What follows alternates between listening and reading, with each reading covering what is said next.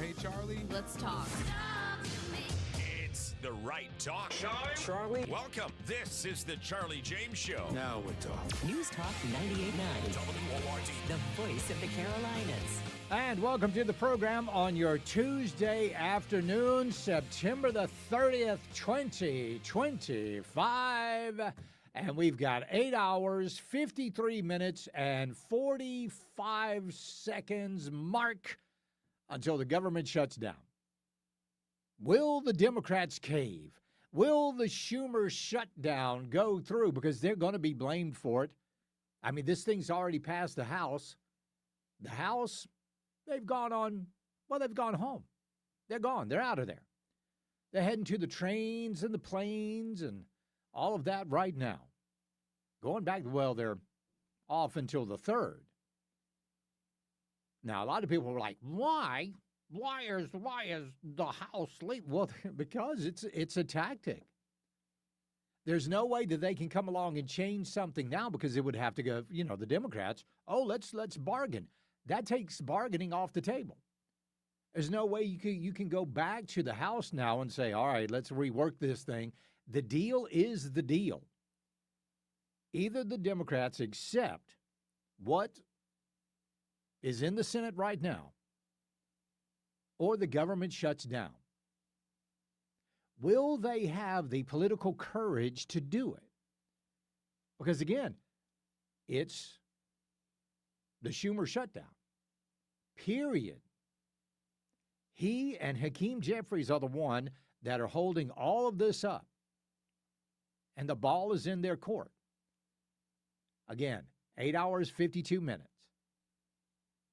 Now, what will you notice immediately? Now, first of all, if the government does shut down, I don't think it's going to be for that long. It never really is. Never really is. So we'll see what happens tonight. But the president, remember, this is all the cards now. President Trump talked about what could happen if the government shuts down. They're shutting it down. We're not shutting it down. We don't want it to shut down because we have the greatest period of time ever. I told you, we have $17 trillion being invested, so the last person that wants it shut down is us. Now, with that being said, we can do things during the shutdown that are irreversible, that are bad for them and irreversible by them, like cutting vast numbers of people out, cutting things that they like, cutting programs that they like. And you all know Russell Vought. He's become very popular recently because he can trim the budget to a level that you couldn't do any other way. So they're taking a risk by having a shutdown because of the shutdown, we can do things medically and other ways, including benefits. We can cut large numbers of people out. We don't want to do that, but we don't want fraud, waste, and abuse. And, we're cutting that. But they want to have illegal aliens come into our country and get massive health care at the cost to everybody else, and we don't have it. And that's I would say, the number one reason that they want to strike is to get illegal immigrants health care. And that's exactly the truth.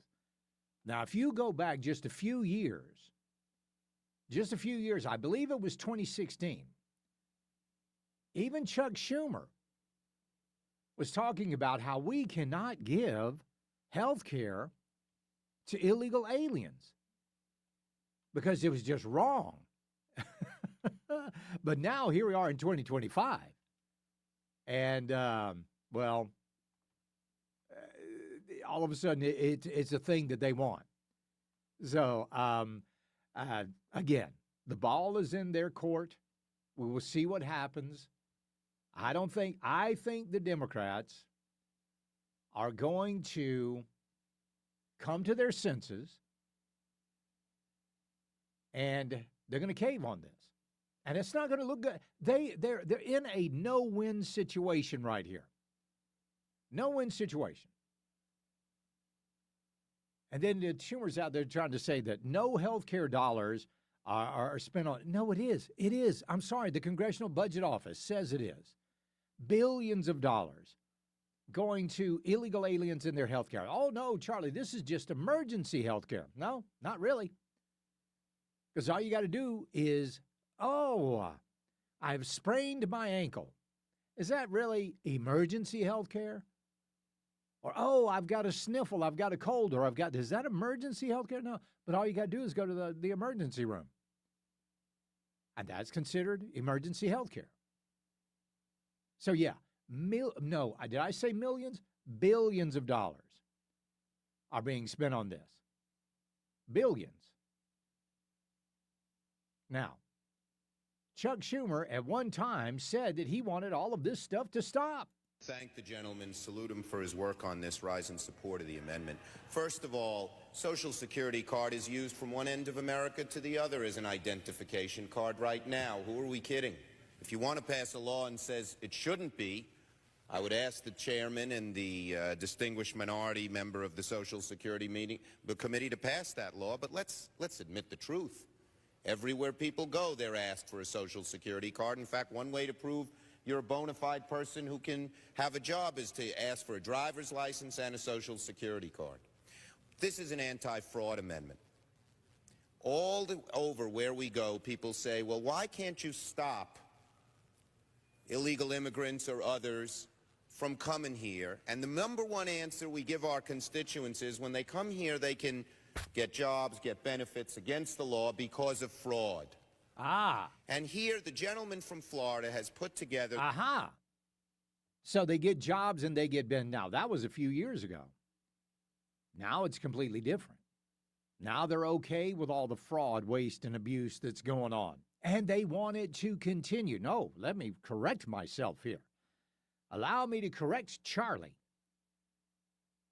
They want it to increase. They don't just want it to continue.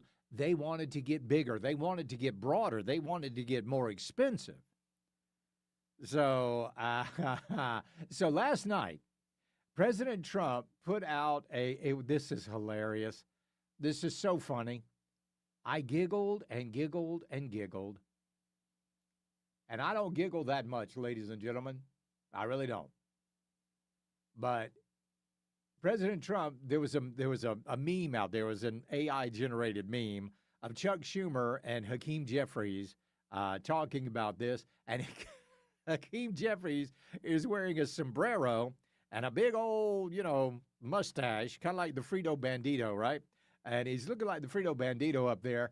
And the audio, also AI-generated, but it was hilarious. I want you to take a listen to this. Look, guys, there's no way to sugarcoat it. Nobody likes Democrats anymore. We have no voters left because of all of our woke trans bullshit. Not even black people want to vote for us anymore. Even Latinos hate us. So we need new voters. And if we give all these illegal aliens free health care, we might be able to get them on our side so they can vote for us. They can't even speak English, so they won't realize we're just a bunch of woke pieces of at least for a while until they learn English and they realize they hate us too. Yeah, it is exactly right. Exactly right. That's all it's about. Get them on your side, and hopefully one day, when they've got a Democrat-controlled House, a Democrat-controlled Senate, and a Democrat president, then they can get amnesty for these folks, and they will vote Democrat from now on out. Well, hopefully that's not going to happen. We'll be right back. It's the Charlie James Show. News Talk 98.9 WRD, the voice of the Carolinas. 15 minutes of breaking news and stimulating talk begins every hour, every afternoon on the Charlie James Show. News Talk 98.9 WORD. The voice of the Carolinas.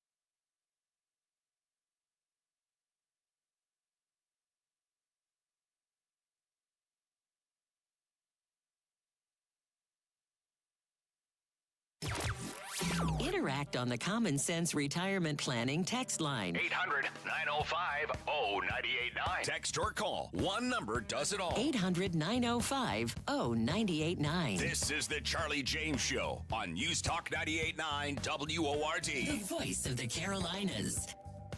Government scheduled to shut down 8 hours, 39 minutes, 40 seconds as of now. Will it happen? I don't know. Here's what the Democrats are planning, according to what some folks are saying. They're going to be doing a 24-hour live stream in the Senate of all these Democrats that are just sitting there waiting because we want trillion. First of all, they want to fully fund NPR, and they want to send all of that money for health care to illegal aliens. That's what they want.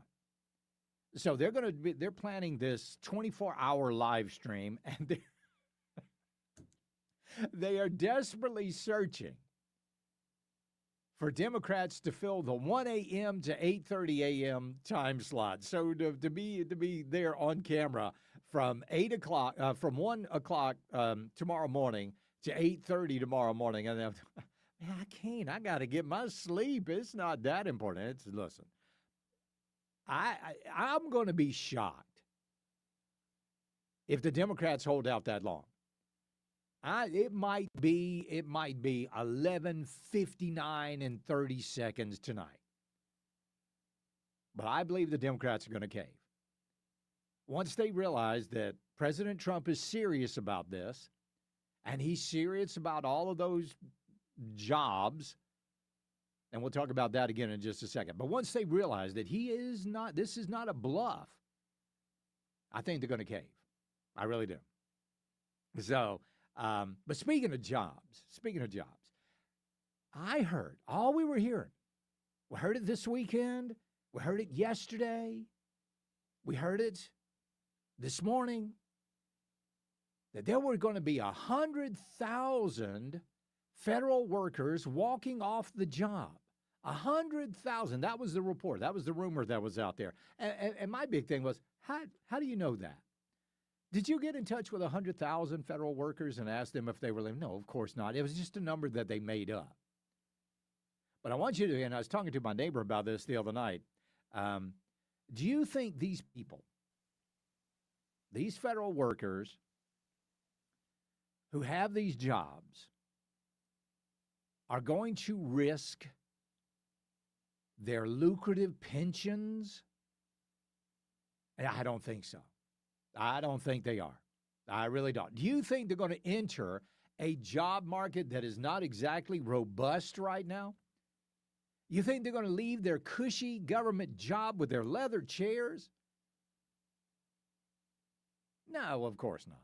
They're not. There might be a couple, but who cares? They won't even be missed. But there's certainly not going to be 100,000. Let's go to Tim in Campobello and talk to him. Tim, welcome. How you doing? I'm all right. How are you? I'm fantastic. What's up, buddy? Yeah, you know I've always got something to say, and I say shut it down. Shut it down. Ain't nothing happens. I mean, there's a couple of park rangers have to go home for a week or so, or the weekend, or whatever, and then they get their back pay. Right. I mean, shut it down. I mean, if they can't run if the government, and this is what I said about paying my taxes. I believe we're supposed to pay taxes, but dang it, I'm sick of the way they use my money. If I run my home like the government's run, I wouldn't have a home. Yeah. Why are they in a different shape than any of the rest of us? If you can't run a budget and stick to that budget and not spend above your means, shut the dang thing down and redo it. I don't give a darn what the Democrats or nobody else says. Shut it down and fix it. I agree. But they ain't going to fix it. They ain't going to fix it. They're going to shut it down, and then they're going to mouth about it to each other a good while, and then it'll just be like nothing ever happened, just like this Comey stuff's going to be. They ain't going to do nothing to that son of a gun. We'll see. We'll see what happens. I appreciate it. 800-9050-989. That's the WRD talk line. It's also the Common Sense Retirement Planning text line. Somebody says millions spent in top brass from around the world for a broadcast rally. Wasn't a rally. That wasn't a rally that Pete Hegseth gave today. that was a reorganization of our United States military. We'll get to that in just a second. Let's go to Matt in Greenville. Matt, what do you think about the government shutdown? Charlie, there was a movie a while back about when they dropped the atomic bomb. And one of the scientists had gotten, they got cold feet about it because they were thinking about what it was going to mean. And he went to Jimmy Burns, who was Secretary of State from Spartanburg, and he told him that you all are about to give away the biggest secret of all, which is it's possible to make an atomic bomb. Yeah. And whenever I hear about a government shutdown, the people that get the most upset about it are the people, they work for the government. But and politicians, and I think the reason they get their tail in a crack over this so much is because if you didn't tell me that the government had shut down, I wouldn't know it had happened. Exactly. And I think that's why, I think that's the lesson for us to take away from this is the government has gotten so fat and bloated that we don't even realize how little we need it. And, I agree. That's why they get so uptight about this is the longer it goes on, the more likely it is we'll figure out, well, hell, we don't need them. Exactly right. You were just sitting around going, "What? Why do we have all these people in the federal government anyway?" What do they do? Yeah. Well, it was like when they sent that email out and told everybody to tell Elon what you did last week. Yeah. And a whole bunch of people got real upset. Well, if I had been hiding from my boss for a week, I wouldn't want to talk about it either. Yeah, that's true. If I went to work every day and accomplished absolutely nothing and had nothing to write down, that was an amazing time. I appreciate it, Matt. Yeah, all they asked is, hey, just give us a couple things you did last week. Let's tell you, got to let us know how you were spending your time on the taxpayer dollar. No, I can't do that. I can't be asked to do that. But we'll see what happens. Charlie, would state parks like Paris Mountain and Sadler's Creek shut down due to the government shutdown? I'll be honest with you. I don't know what all is going to be involved. I really don't know. But I will promise you it will not be for that long. Now, what would you rather have? Maybe a day, at most a week, of some of our national parks being shut down. And remember, this is only going to affect the federal stuff. It's not going to affect the state parks and all of that stuff. Would you rather have that, or would you rather have another $1 trillion being spent by the Democrats? I'll take a little inconvenience. I'll take not having the groundskeeping done at the Washington Monument and the Lincoln Memorial. I'll take that. If it will prevent the Democrats from spending all that money that they're looking at spending, especially on things like NPR and health care for illegal aliens that also includes gender-affirming care. Let's go to Matthew in Hendersonville. Matthew, welcome. Hey, Charlie. Hey, bud. I just want to say two things. I don't think that the Democrats are going to give in. I think they're just too stupid. That they don't realize the trap they're stepping into. That we can actually get something done and get rid of some of these federal employees. I agree with you on that. I think they're stupid. Yeah, and then the other thing is, I had an idea. Trump could get these federal employees off their rear ends and send them over here to the Postal Service because we need a whole lot of help. Yeah, I agree. Are y'all hiring? Oh, yeah, we're Really? always hiring. That's interesting. We can't keep people. Why is that, do you think? The management doesn't know how to run the place. Yeah. That's always the case, isn't it? I appreciate it, Matthew. Thank you. When we get back, what President Trump has had to deal with has been the mess that was left behind by Joe Biden. I'm going to play a clip for you that's going to perfectly show you what I'm talking about. It's the Charlie James Show. News Talk 98.9 WORD, the voice of the Carolinas. This is Mark Levin. Join me tonight at 7 following Charlie James for the Mark Levin Show, a News Talk 98.9 WORD, the voice of the Carolinas.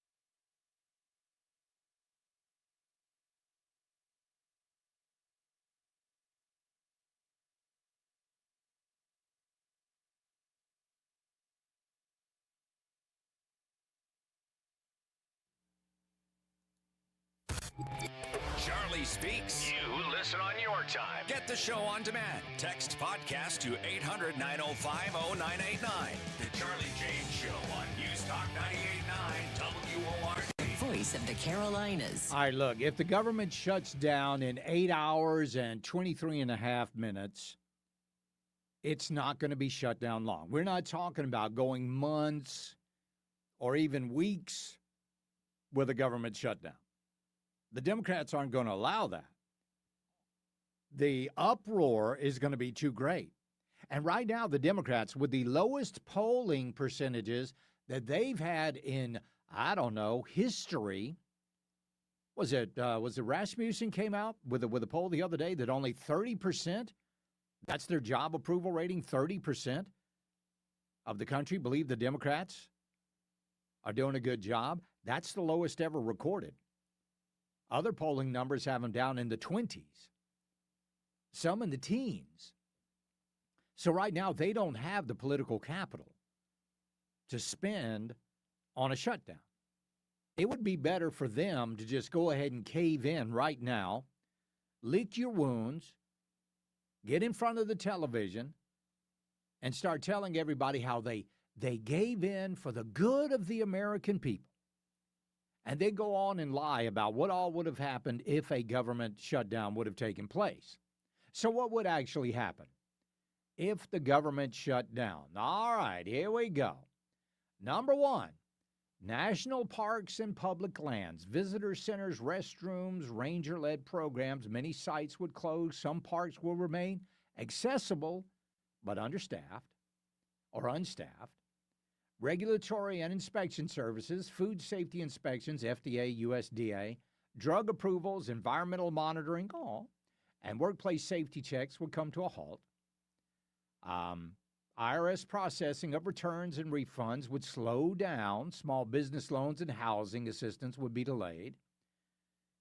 In National Institute of Health grants, NASA, non-essential projects, and EPA studies would be paused. Oh, no Environmental Protection Agency studies? That's a shame. Passports, visa processing, that would be limited. Some fee-funded offices would stay open. Smithsonian Museum and zoos would close to visitors, but the animals would still be cared for. SNAP and food stamps benefits would continue for 30 days. Only then would they risk disruption after 30 days. Head Start, preschool, and WIC nutrition aid would furlough their staff. Federal facilities, like I said, Smithsonian, national zoos, and some courthouses would reduce their hours or close. Now, Social Security, Medicare, Medicaid payments, that's already been funded for this quarter. That'd be unaffected for 3 months. Military and security, active duty troops, FBI, DEA agents, TSA screener, Border Patrol, Secret Service would work without pay, but they would be paid as soon as this is over, and it's not going to be long. Air traffic control, FAA operations, Amtrak, which is partially self-funded, all of that would continue. VA hospitals, FDA emergency drug approvals, and FEMA disaster response, they would keep going on. Postal Service, unaffected. Patent Office, unaffected. U.S. embassies, consulates, and visa services, those would be operational.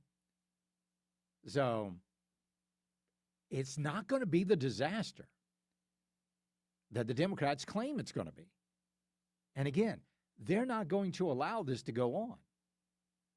And like I said, if I were a Democrat consultant, I would tell them to go ahead, maybe wait until about 10:30, 11 o'clock tonight, cave in, pass the bill, and then get right in front of the television cameras and talk about how they saved America.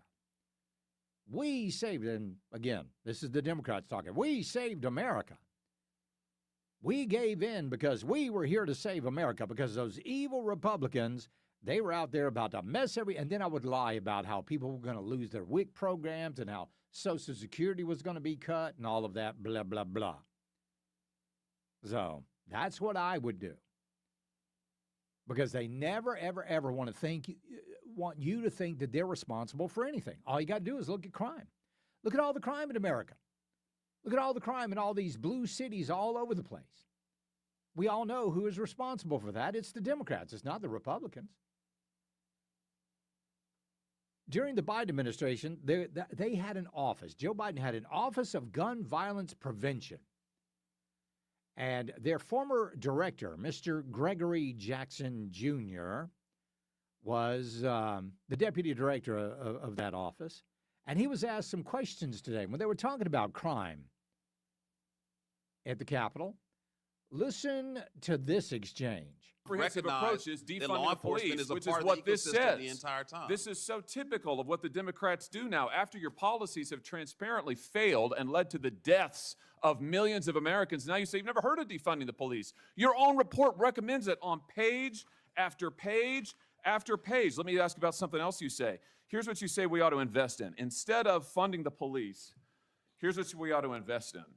We need to invest in programs that acknowledge the need for safe space initiatives led by lesbian, gay, bisexual, two-spirit, trans, and gender nonconforming people.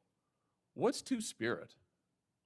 Well, look, I don't know exactly. You guys are pulling some interesting quotes. This is from your report. If you look at the report, the focus is on investing in violence intervention, outreach workers. What is you say that you shouldn't invest in the police, but we ought to invest in two-spirit community programs that acknowledge two-spirit. Look, we are not going to discriminate against that. We're not going to discriminate against any nonprofit that what wants is to a help us prevent violence in What our is community. two-spirit? You say don't fund the police, but do fund programs that create safe spaces for two-spirit people. What is? I just want to know. I don't know what that is. I have no idea what that is. Well, I honestly, I'm not completely aware of the. It's his report. He was his name is on it.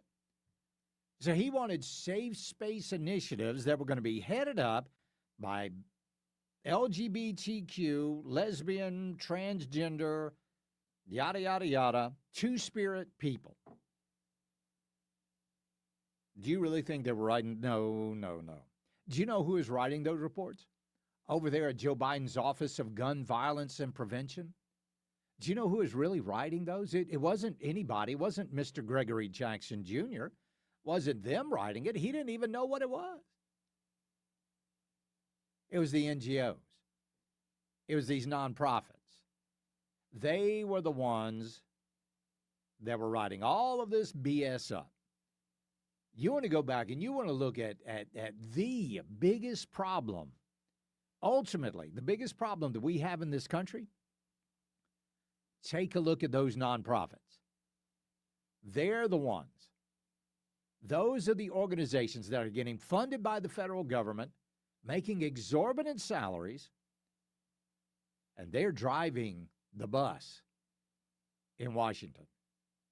We'll be right back. It's the Charlie James Show. News Talk 98.9 WORD, the voice of the Carolinas. When the left spins, Charlie sets it straight. It's the Charlie James Show on News Talk 98.9 WORD, the voice of the Carolinas.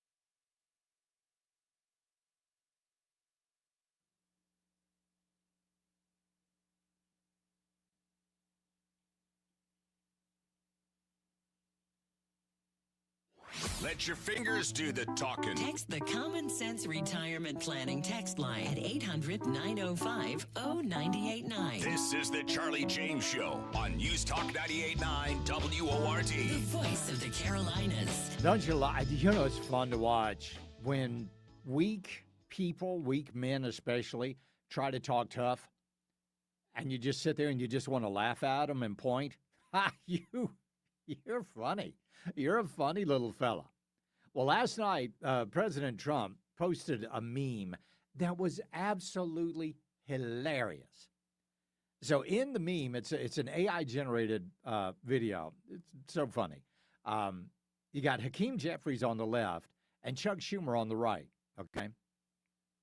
And they have put a sombrero on Hakeem Jeffries' head with a big old Frito Bandito mustache on it. And I want to play for you the audio of it because it really is funny. Here we go. Look, guys, there's no way to sugarcoat it. Nobody likes Democrats anymore. We have no voters left because of all of our woke trans bullshit. Not even black people want to vote for us anymore. Even Latinos hate us. So we need new voters. And if we give all these illegal aliens free health care, we might be able to get them on our side so they can vote for us. They can't even speak English, so they won't realize we're just a bunch of woke pieces of you know, at least for a while until they learn English and they realize they hate us too. And it was hilarious. It was. It really was funny. Go look at that online. Well, apparently, Hakeem Jeffries did not believe it was that funny. And he was talking tough today. Yes, he was at the Capitol. Yes, was. The next time you have something to say about me, don't cop out through a racist and fake AI video. When I'm back in the Oval Office, say it to my face. Say it to my face. Yeah, I love the way he's got the Barack Obama cadence down. If you got something to say it to my face. He's got. See, that's the thing. If you talk slow, they think it makes them sound more intelligent, but it really makes them look dumb. So, Hakeem Jeffries, sorry, if you don't think President Trump will say that to your face, you are wildly mistaken. And I know you've met the guy. Again, this is all just grandstanding by the Democrats. That's all it is. They're going to cave by midnight tonight. They're going to fold like a cheap lawn chair. And if they don't, by some happenstance, they will very soon after. We'll talk about the government shutdown coming up at 4:06 with Congressman Ralph Norman. We'll also discuss it this afternoon at 5:35 with Representative William Timmons. They'll be on the programs this afternoon. But, I don't think we got anything to worry about. You see, this is how do I want to put this? This is the Democrats trying to pee on trees. They're trying to mark their territory. To say, this is mine. This is what we do. Well, we'll see what happens. Because Congress, the representatives, they've already gone home. They're out of there. There's no sending anything back to the House to get reworked. You either vote on the plan that's in the Senate or the government shuts down. It's in your court, Democrats. It's in your court. It's all up to you. This will be historically known as the Schumer shutdown. And I don't think Chuck Schumer wants that anytime soon. But let's see what happens with it. I don't know. It's just crazy. Now, something else happened today in Washington where Pete Hegseth, and I think there is a little more to this than meets the eye. But Pete Hegseth called in, over at the Department of War, he called in all of the top brass from around the world. Everybody was, and I said the Capitol, it was actually in Quantico, Virginia. They brought them all into Quantico, sat them down in a room, and basically said the military is changing. to our great republic, at great sacrifice to yourselves and to your families. But if the words I'm speaking today are making your heart sink, then you should do the honorable thing and resign. We would thank you for your service. But I suspect, I know, the overwhelming majority of you feel the opposite. These words make your hearts full. You love the War Department because you love what you do, the profession of arms. You are hereby liberated to be an apolitical, hard-charging, no-nonsense, constitutional leader that you joined the military to be. We need you locked in on the M, not the D, the E, or the I, not the DEI or the DIE of dime. By that I mean the M, military, of the instruments of national power. We have entire departments. They brought them there. A lot of people are like, I can't believe they spent so much money to. No. Here's what they did. They brought them there from around the globe to Quantico, Virginia, to remind them of who they were supposed to be defending. They put them there. He also issued a lot of statements like there, no more DEI, no more dudes in dresses, no more pride celebrations.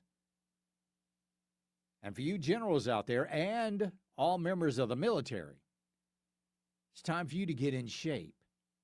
Every member of the military, generals all the way down to buck privates, are going to have to pass PT exams twice a year. And you have to meet the weight and height requirements. Don't know what they're going to be able to do about their height, but they're going to have to do something about that weight. He said no more fat generals, no more fat admirals in the United States military. We'll be right back. It's the Charlie James Show. News Talk 98.9 WRD, the voice of the Carolinas. Hey, this is Tara. Start your day with common sense information and opinion with me on The Tara Show tomorrow morning starting at 6. News Talk 98.9 WORD, the voice of the Carolinas.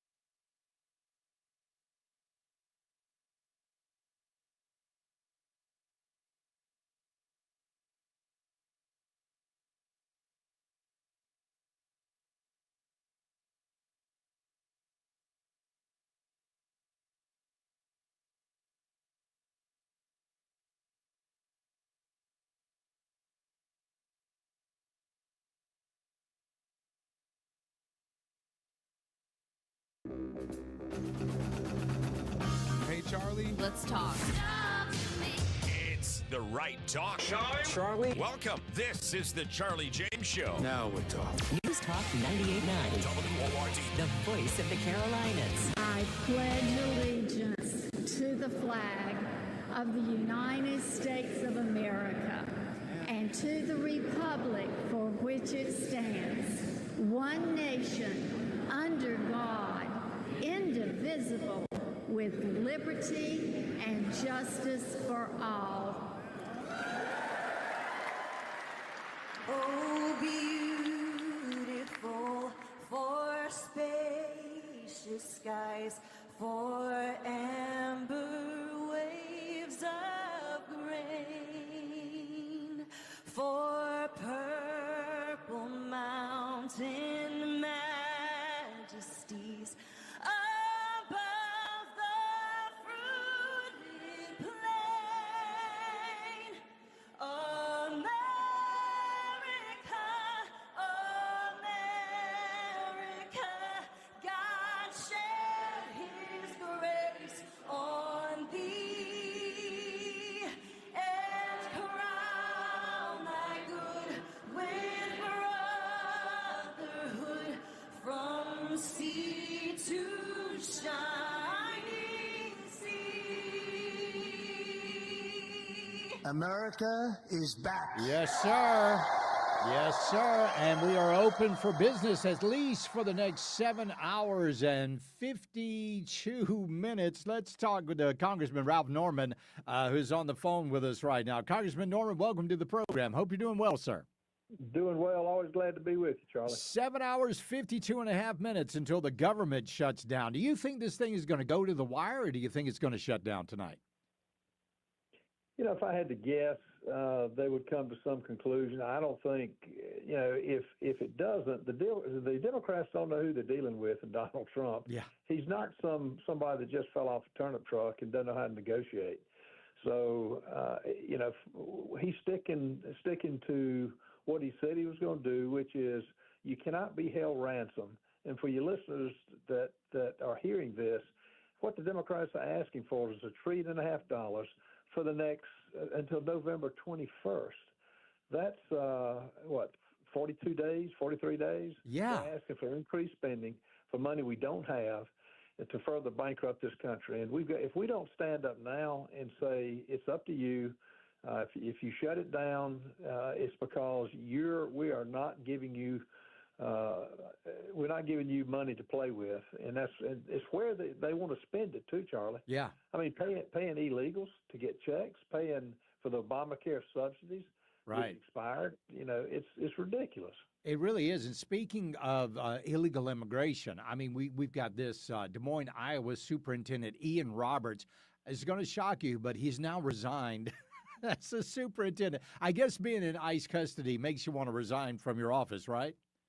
I think it's a pretty good sign that he probably needs to. And he can get all the lawyers he wants, and he has to give up his $286,000 a year salary, which is good as well. So we hear that this guy's actually been getting mail-in ballots at his address. Well, you know, and I think from if the report is right, he's been getting them since 2020. Yeah. Somebody's got to get fired. You've got to research who was responsible for sending the ballots.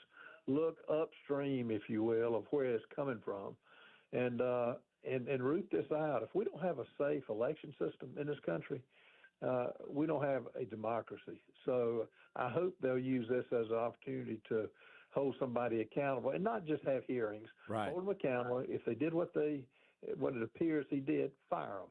Yeah, that's a great point. We're talking about Congressman Ralph Norman. Speaking of immigration, we know that under President Trump, illegal immigration has come to an absolute crawl here, but now we're trying to get the real bad guys out, and the Democrats just seem to be fighting us tooth and nail over this, don't they?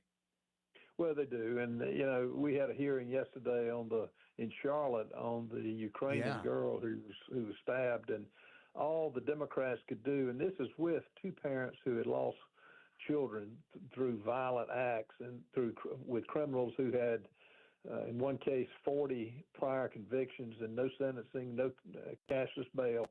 But all they could say was the crime statistics are down in Charlotte. And my comment was, what has that got to do with anything, with that parent who's got a dead child, or with that mother who no longer sees her, can raise their children? And they've lost their way, and they're now the Democrats are full-blown socialists, and what they want to do is further corrupt this country as they've done for too long.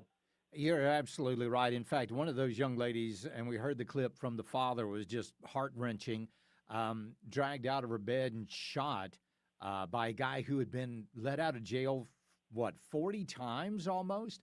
What are we going to do about that here in South Carolina? If you become governor of South Carolina, what can we do about this cashless bond and cashless bail system?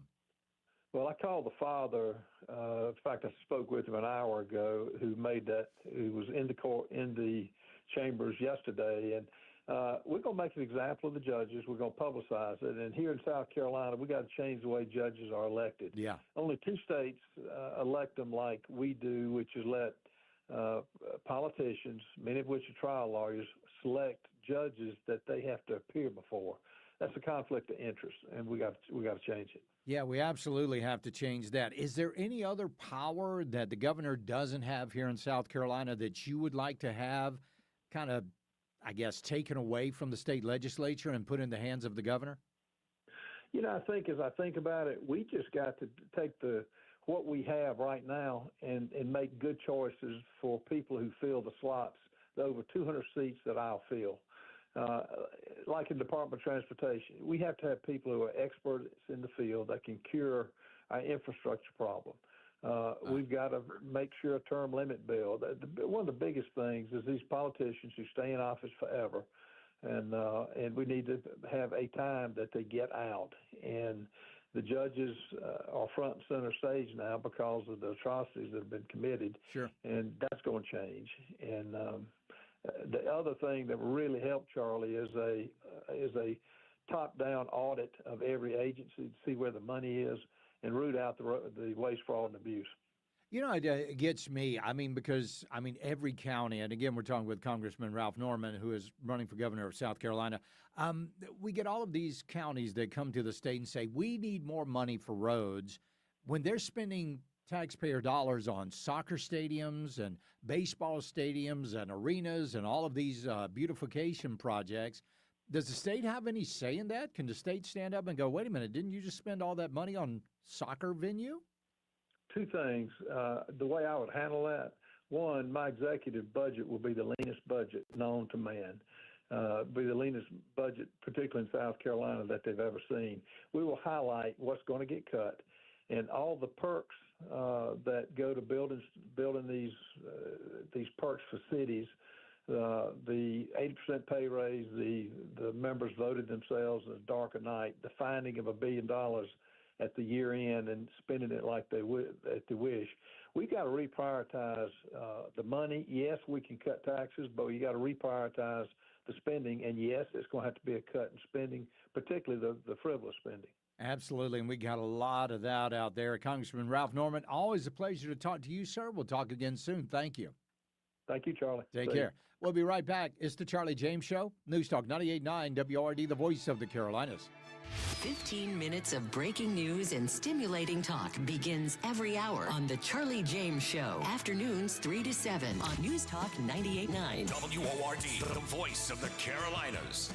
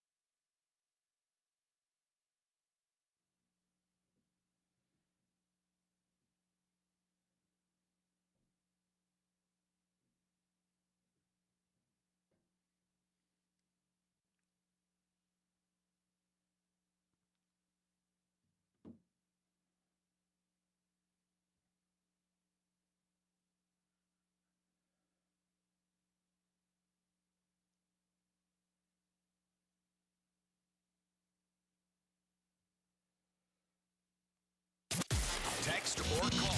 One number does it all. 800-905-0989. This is the Charlie James Show on News Talk 98.9 WORD. The voice of the Carolinas. Well, Pete Hegseth, Secretary of War, called in all the top brass from around the globe.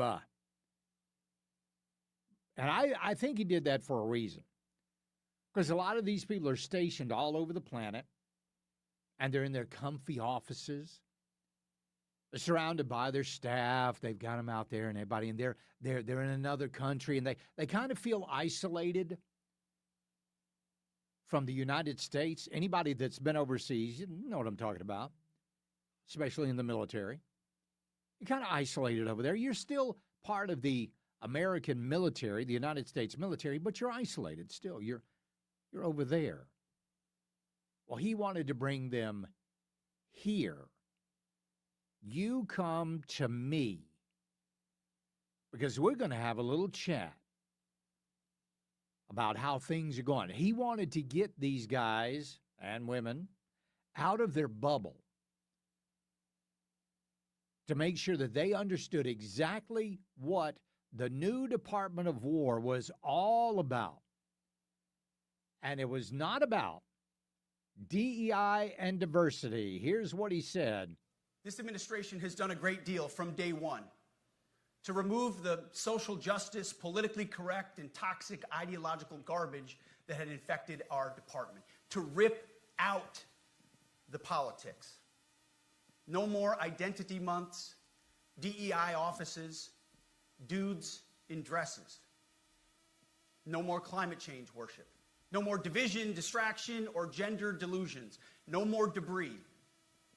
As I've said before, and will say again, we are done with that. Yeah. And good for you. Good for you. But he went on to say some other things and lay down the law to the brass themselves. With physical fitness and appearance. If the Secretary of War can do regular, hard PT, so can every member of our joint force. Frankly, it's tiring to look out at combat formations, or really any formation, and see fat troops. Likewise, it's completely unacceptable to see fat generals and admirals in the halls of the Pentagon and leading commands around the country and the world. It's a bad look. It is bad, and it's not who we are. So whether you're an airborne ranger or a chairborne ranger, a brand new private or a 4-star general, you need to meet the height and weight standards and pass your PT test. And as the chairman said, yes, there is no PT test.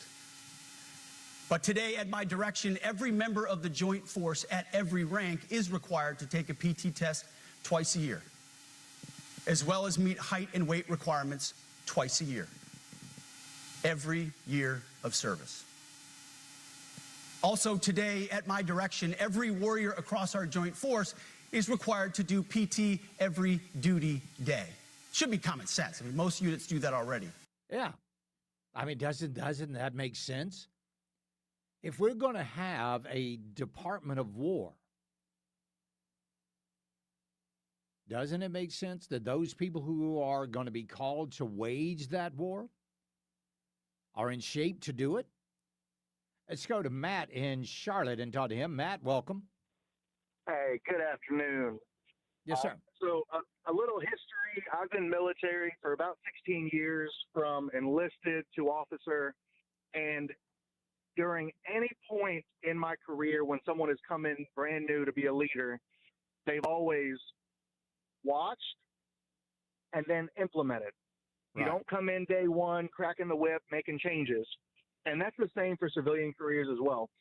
So since Secretary Hegseth has been in, he's told about a couple plans and made some hints about things he wants to do. But one of the big things in the military is counseling. I'm going to sit you down and tell you what I expect from you after I've had a lay of the land and I've had a chance to see how you operate. And that's what he's doing today. He stepped in and said, this will not happen again. From here unto forward, this will be how we operate. And he mentioned it before about eliminating the top 10, 15% of all of the military officers. It's getting a little top heavy, both metaphorically and physically. Yeah. So I look forward to what's to come. And all he is doing is reestablishing the guidelines that were set forth many, many, many years ago and doing a course correction, as they call it. So, yeah, I and look much forward to great needed. things. Much needed, absolutely. So, Matt, what branch of the military are you still in the military, or are you out? So I was prior Marine Corps enlisted and then decided to stay locally and join the National Guard as an officer. Well, good for you. Good And for so, you. yeah, You it's know, a that's great thank you for transition. thank you for asking for answering that question, because I was about to ask how you went from enlisted to an officer, but that's very cool. I appreciate it, Matt. Thank you, and you're exactly right on that. Thank you so much, buddy. Well, the people over on the left, they just can't understand it.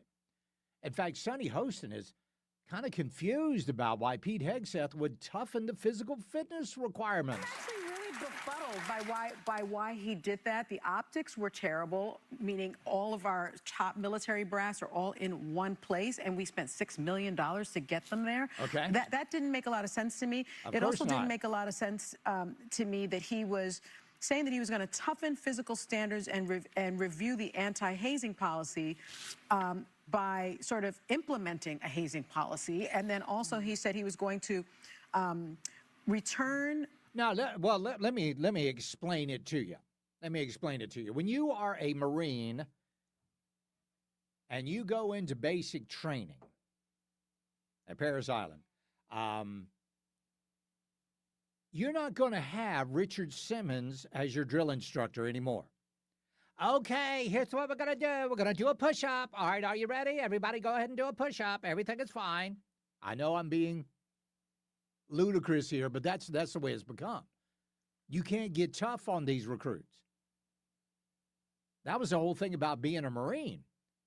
Any branch of the military.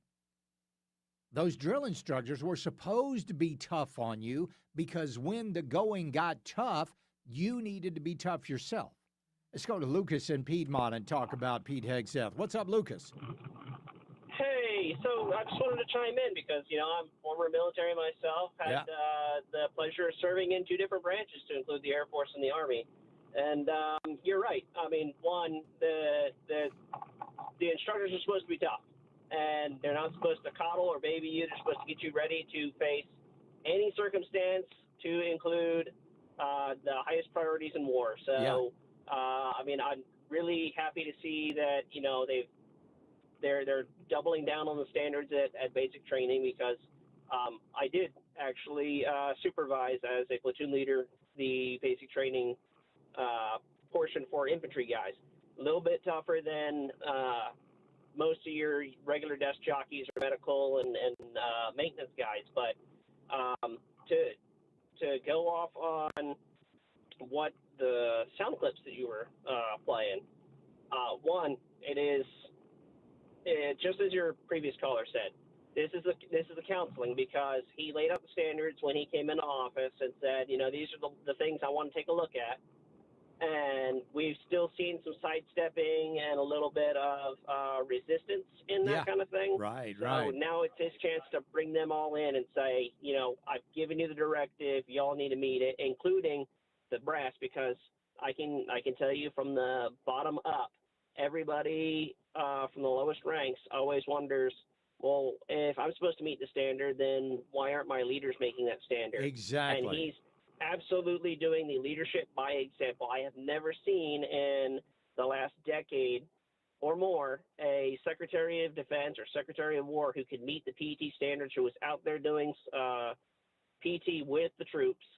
And that is one of those refreshing things coming out of this new department, because it shows that he cares and he wants us to, one, not only feel better, but look better, because there is a direct correlation in brain function and physical fitness. Absolutely. So what was your rank, by the way? Are you still in, or were you out? Oh, yeah. So no, I'm not currently in. I'm actually trying to rejoin. It's been a process, but so I've been at the lowest ranks in the Air Force, and then when I rejoined after college, because conservatives actually do go to college. Right. Surprise, surprise. Yeah. I was a lieutenant. All right. So as a lieutenant, about 6 months away from a captain. As a lieutenant, going up into captain, if you got a call and somebody said, hey, it's the colonel's on the phone. He wants to talk to you, right? Versus, hey, the colonel wants to see you in his office. Which one of those held a little bit more authority? So I will tell you that I work with leadership from ROTC, West Point, and I went through Officer Candidate School, which is the enlisted or civilian school to officer ranks. Right. And I'm a little bit biased because we call them Mustangs on the ladder, and they seem to have a little bit more understanding of what the troops are. But I also worked in staff, so when the colonel tells you that he wants to see you now, you're dropping everything and you're going to go. You don't even ask why, right? You just go. Hey, Lucas, I appreciate it, buddy. I'm up against the wall here, but I thank you so much for your call. We'll be right back. It's the Charlie James Show. News Talk 98.9 WORD, the voice of the Carolinas. When nasty weather strikes, stay in the know with the upstate's largest staff of meteorologists 24/7 on News Talk 98.9 WORD. The voice of the Carolinas.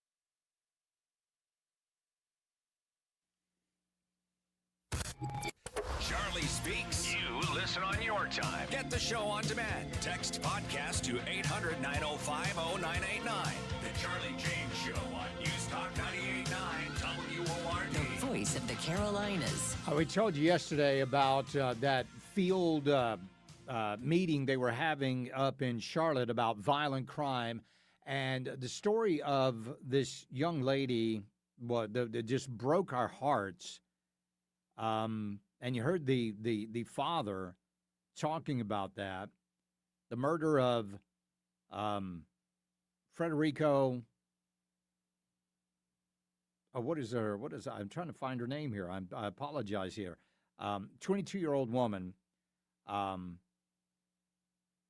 This guy that killed her had 39 cases against him. And he was out on the streets. Well, Congressman Ralph Norman has just asked the state legislature, the General Assembly, to introduce articles of impeachment for Solicitor Brian Gibson for neglect of duty over his actions regarding the heinous murder of Logan Frederico. He said, as the father of 3 daughters, my heart goes out to the father, failed by a weak system that's let criminals go free. Good for him. Good for him. The father noted that he has not heard from South Carolina's 5th Judicial Circuit Court Solicitor Byron Gibson, a Democrat who was elected to the position in 2018. Not one word. So good for you, Congressman Ralph Norman. Let's go to Mary Ann in, Mary Ann, or Marion, in Greer. Is it Marion or Mary Ann? It's Mary Ann. Mary Ann, how you doing? I'm doing good. All right. I was calling about Secretary Hegstaff. It is about time. Yes. I'm retired Army Master Sergeant. I went in back in 1983, retired in 2005. And by then, things were already going downhill. Consideration of others, this, that. Yeah. Part of the reason I retired was because my health issues were, with age, were getting worse, and I was not going to be one of those master sergeants sitting in the corner telling the private what to do. Right. If I couldn't walk the walk and talk the talk, it was time to retire. Plus, I was getting back talked by lower-ranking individuals, and if they were out of my chain of command, I didn't have as much recourse, and I didn't get any support from the top to reprimand them. So really, it was already going. Oh yeah, wow. It was getting worse and worse and worse. So when I retired, and then I wasn't counseled properly when I retired, so I didn't get everything I needed. I lost a year because of it, but it is what it is. Do you want anything? I said, well, I'd like a retirement ceremony. 23 years between active and reserve, not a thing. Nothing? Walked out of there. Here's your nothing. No, thank you. No, nothing. Nada. And I'll tell you, I originally started in California because that's where I'm from. They reinforced you. You would get awards, not just because, but they really, reinforced, paid attention, made sure that you progressed, all that stuff. Yeah. As soon as I moved to South Carolina, nothing. Wow. Not a thing. It was amazing from coastline to coastline. But That then, is too, weird because I know a young lady who retired as a master sergeant in the Air Force, and boy, they made a huge deal out of that. Do you think this was like a personal thing? I don't think so. I mean, Okay. I wouldn't have gotten the rank if there was a problem. My last 10, 15 years, I did retention and transition. I reenlisted people. I worked always at command level, worked with officers, all that stuff. It was just a different breed out here. Yeah. And that's just the way it ended up. But I know I serve with pride. I'm proud to have served. Good for you. It just didn't end the way I thought, but it's finally, they started coming out with stress cards and basic training. Honestly, I'm stressed, drill sergeant. I need to stop. You can't yell at me anymore. Honestly, Oh my gosh. that's not what I went in for. Yeah. You know, I'll bet. I got yelled at. I don't care what it was. but I was going to walk the walk, talk the talk, hold my head up high, and proud to have served. But when it got time that I physically could not do what I needed to do, then it was time for me to retire. There you go. I'm not going to sit there and do what some of these officers were doing. Yeah. And like Secretary Hegseth was talking about, the way they look, the way they carry themselves, being overweight, this, that, everything else, and all this. Oh, it was this month. It was that month for this, that month for this. DEI. Oh, no. Time to go. Absolutely. No. Well, Marianne, thank you so much for your call, and more importantly, thank you so much for your service. Let's go to Gerald and Cowpens and talk about Pete Hegseth. What's up, Gerald? Hey, man. Charlie, back in 1971, when they jerked us off the bus down at Fort Polk, Louisiana, they told us we will mold your mind, then we will mold your body. And they dumped my duffel bag on the ground. They kicked a picture of my wife and daughter and said, you won't be needing that no more. But I'm going to tell you something, brother. When they got through with me, if a drill sergeant told me, he said, you run through that block wall, I'd have done everything in my power to do what he said. Yeah, that's what they're there for. I appreciate it, Gerald. Thank you so much. Hegseth getting things done at the direction of President Trump, of course, and President Trump had some things to say. We'll tell you about coming up in a little bit. But in the White House today, President Trump met with the CEO of Pfizer. Now, let me just ask you something here. Here you've got Pfizer, right? The pharmaceutical company. Wouldn't you imagine that Pfizer would give the United States of America most favored nation prices? Wouldn't you imagine that? I mean, here we are, the United States of America. We're the ones that get or buy the Pfizer products, right? Wouldn't you imagine we, of all countries, would get most favored nation prices? No, but we don't. We don't. That's unbelievable to me. Other countries, and everybody talks about how much cheaper drugs are. Well, here's what happens. When you get all of these research and development, all of that money, we pay for that. The other countries, they just pay for the drugs. We pay for the R&D. We pay for the marketing. They put that into the drugs that they sell here. Well, President Trump, that's kind of coming to an end. This was at the White House today. The United States had just 4% of the world's population and consumers, only 13% of all prescription drugs, yet pharmaceutical companies make 75% of their profits from the United States. So think of that. We have 4% of the market, 13% of prescription drugs, and yet, Albert, I didn't know you were that violent. I'm surprised you're agreeing to this. I'm getting better. No, he's doing the right thing. Thank you. And yet they make 75% of their profits from the American customers, so it's something.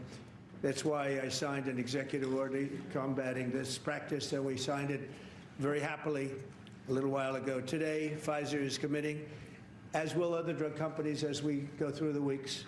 But Pfizer is truly one of the biggest in the world and one of the greatest in the world. Today, Pfizer is committing to offer all of their prescription medications to Medicaid, and it will be at the most favored nation's prices. It's going to have a huge impact on bringing Medicaid costs down. It's about time. It's about time that happened. There was a funny moment in the Oval Office today, and it had to do with Robert F. Kennedy Jr. and President Trump when RFK Jr. sneezed. They couldn't test. God bless you, Bobby. I hope I didn't catch COVID just there. Don't you have Paxlovid? What is it? Give me a Paxlovid. He pointed to the CEO of Pfizer, said, give me a Paxlovid if you don't mind. We'll be right back. It's the Charlie James Show. News Talk 98.9 WORD, the voice of the Carolinas. Breaking news and what to make of it all with me, Mike Gallagher, tomorrow 10 to noon, right after Tara on News Talk 98.9 WORD, the voice of the Carolinas.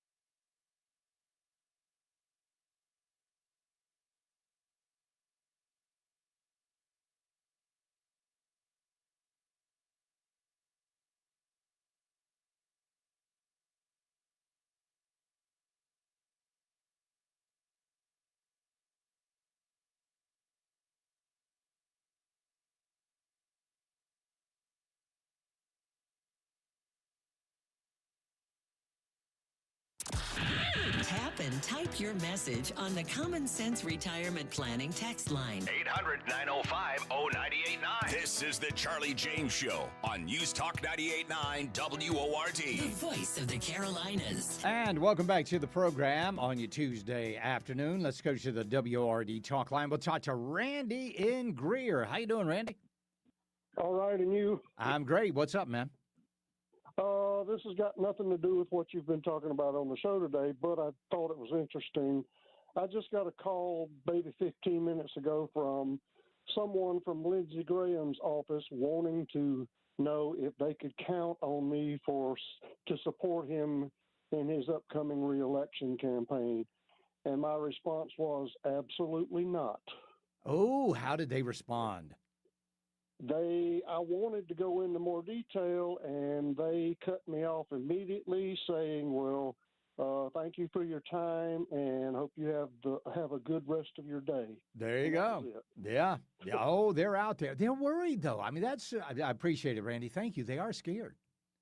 Lindsey Graham's scared. That's why he came out this weekend talking about how we've got to do something against Comey. Well, where's that been for the past 5? Where's that been since the whole thing started? Nowhere. Well, ladies and gentlemen, we've got 7 hours, 7 minutes, and 20 seconds mark until the government shuts down. Will it happen? We don't know. But I do know that it is time for a Charlie Challenge. Because I know you're the smartest, hippest, most with it, most intellectual radio audience in all the land. I bring you this Charlie Challenge. And, of course, we'll start off with producer Dynamite himself, the one and only JJ. Here is your question. What is the most consumed food in the world? JJ, what is your first answer? What is the most consumed food in the world? Pizza. Pizza. Nope. Not looking for pizza. That's strike one. All right, second answer. The most consumed food in the world, all over the planet. Rice. Yes, it is rice. It is rice, ladies and gentlemen. Producer Dynamite got it right. Fantastic. Good job, buddy. Good job. That's awesome, man. Well, the folks at the World Economic Forum, you know what they want to do? They want to get rid of rice. Yeah. What we have is an existential climate crisis. We've talked about methane. Methane from flaring is known, but rice paddy cultivation, waste management, and dairy husbandry can help you enormously with combating methane. Methane is 80 times more dangerous than carbon dioxide. It gets only 2% of climate financing today. We have a misalignment with what we need to focus on. We're talking about working with 15 countries and taking out 10 million tons of methane by focusing on rice paddy. Rice paddies. He wants to get rid of the rice. The single most consumed food on the planet, and they want to do away with it. Now, what are they going to replace it with? Well, since it's the World Economic Forum, you know exactly what they want you to eat. Don't eat the rice. Eat the lice. We want you to eat the bugs, the lice, the cockroaches, the slugs and snails. Eat the ants. Eat the crickets.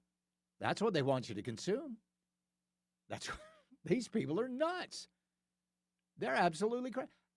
Well, they are crazy, but now they're trying to tell us something even more concerning. Ladies and gentlemen, this has to do with the trees.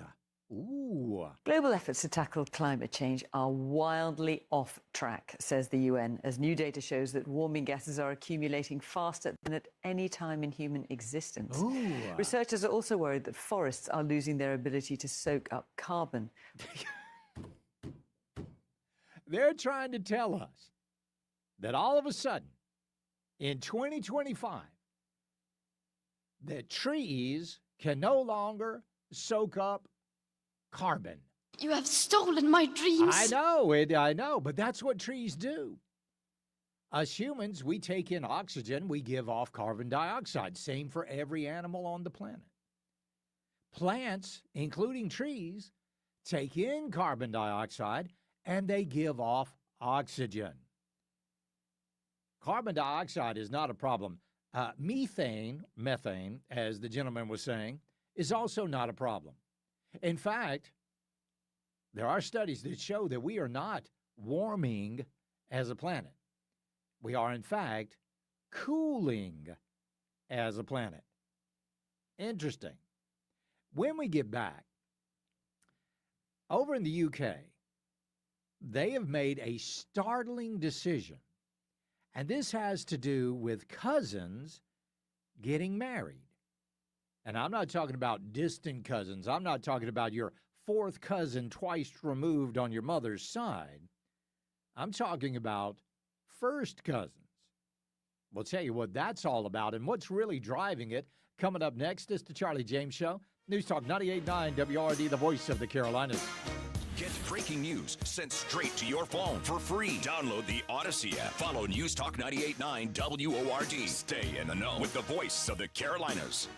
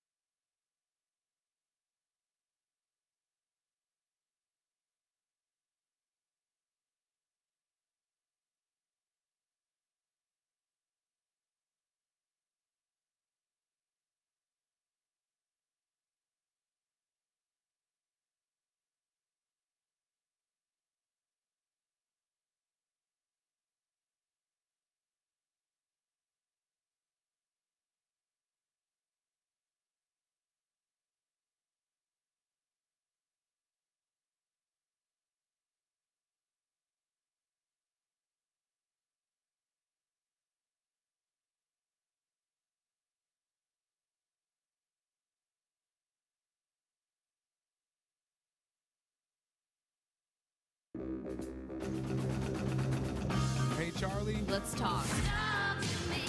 It's the right talk. Charlie? Welcome. This is the Charlie James Show. Now we're talking. News Talk 98.9. WORD. The voice of the Carolinas. Well, the government plans on shutting down 6 hours, 53 minutes, and 30 seconds from now. Will it happen? Will the Democrats cave? Or will this be a victory for Donald Trump? Now, listen, they are planning, I think this is kind of funny, they are planning to have, starting at midnight tonight, actually about 1 o'clock coming up tomorrow morning, they're planning on having a 24-hour televised, how can I put this, vigil. They're gonna live stream it, you know. They're not going to sit there and talk. They're just going to sit there, having trouble finding somebody to do the 1 a.m. to 8:30 a.m. shift. So JJ's like, I'll do it. Yeah, write me a check. So, yeah, just send some money my way. I'll sit there and be bored for 8 hours, 7.5 hours. So they can't find anybody to do that right now. We'll even see if that happens. I don't think this thing is really going to go on until midnight tonight. Because I think Chuck Schumer is going to realize that this is all going to be on him. They're looking at spending an additional $1.5 trillion of your money. Oh, by the way, this is money we don't even have. It's like they want to go into debt. Another $1.5 trillion to fund NPR and to fund health care for illegal aliens. Well, the House has already gone home. So there's no way anything goes back to the House for any sort of rework. What is in the Senate is in the Senate, and that's what they're going to have to vote on. Will they make it to midnight? We'll have to see. Again, 6 hours, 51 minutes from now. But you see, the illegal alien problem, that is not just for the United States. I was watching the Ryder Cup this weekend, and I noticed something, that a lot of those people that were watching the Ryder Cup, you know, for Justin Rose and a lot of those folks that were from England and Great Britain, they were waving the Union Jack, the Union flag, you know, the cross of St. George, St. Andrews, and St. Patrick. Am I right about that? Is it St. Patrick? I know St. George, St. Andrews, St. Andrew. Is it St. Patrick? Might be. I'm not sure. Yeah, I think it is St. Patrick. So those three flags into one make the Union Jack. But they were waving those flags. And then I saw yesterday a video posted in England, a young 13, 14-year-old girl. She was waving the Union Jack, and a police officer came up and snatched it out of her hands. Now, this is a grown man taking a flag of the country that this young girl is in, snatching it out of her hands, wadding it up, and throwing it in the trash and telling her you're not getting it back because you can't wave that around here. I saw one funny thing. A guy was told, oh, this is crazy. A guy was told that he could not fly the Union Jack outside of his home in England. And he said, but wait a minute, the neighbors have a Pakistani flag across the street, and they can wave theirs. And they said, yes, that's right. That flag is okay, but the Union Jack, no. So what this guy did, I thought it was funny. He painted his house the color of the Union Jack because there were no regulations against it. But anyway, the Pakistani flag, they can wave that. Over in England, they are absolutely covered up in Pakistanis. I'm surprised there's anybody left in Pakistan. They've all emigrated over to Great Britain. And they're changing things over in Great Britain. In fact, we have all known that first cousins marrying is not a good idea, especially if you do it generationally. Now, you might have the odd chance of a couple of first cousins getting married and having children and nothing really happening. But if you do that generation after generation after generation, now you've got a problem. Now you start seeing some serious birth defects happening. Pakistanis make up 3% of the population in the UK, but they are responsible for 33% of the birth defects because of the inbreeding that is going on. And that's costing the economy billions and billions of dollars because they say they can do it because Muhammad married his cousin. So that's completely allowed. Well, now the National Institute of Health over in England, who had issued guidelines against cousin marriages, they are now saying, well, it's probably got some benefits. The NHS, I said the NIH, the NHS has been accused of taking a knee to political correctness by advocating the benefits of marriages between cousins, despite it carrying an increase of risk in birth defects and being used as a way to oppress women. By the way, this is from the Daily Mail UK. The guidance, which incredibly points out that it has been allowed in Britain since Henry VIII passed a law enabling him to marry Anne Boleyn's cousin, Catherine Howard, said that cousin marriage offers benefits like a stronger extended family and support system. The practice, which is common in the British Pakistani community, has been linked to a greater prevalence of disorders such as cystic fibrosis and sickle cell disease. Figures show that up to 20% of the children treated for congenital problems in cities like Sheffield, Glasgow, and Birmingham are of Pakistani descent, compared with 4% or lower of the wider population, and treating these problems cost the NHS billions. The guidance released by NHS's England Genomics Education Program argues that although first cousin marriage is linked to listen to this, although first cousin marriage is linked to increased likelihood of child having genetic condition or a congenital anomaly, there are many other factors that also increase the chance, like parental age, smoking, alcohol use, and assisted reproductive technologies, none of which are banned in the UK. It claims that intermarriage offers benefits, which include stronger extended family support systems and economic advantages, and that the banning of the practice would stigmatize, this is really what it's about, would stigmatize certain communities and cultural traditions. The authorities should instead offer genetic counseling, awareness-raising initiatives, and public health campaigns. Oh, Great Britain, you have been conquered without a shot being fired. Congratulations. We'll be right back. It's the Charlie James Show. News Talk 98.9 WRD, the voice of the Carolinas. 15 minutes of breaking news and stimulating talk begins every hour, every afternoon on The Charlie James Show. News Talk 98.9 WORD, the voice of the Carolinas.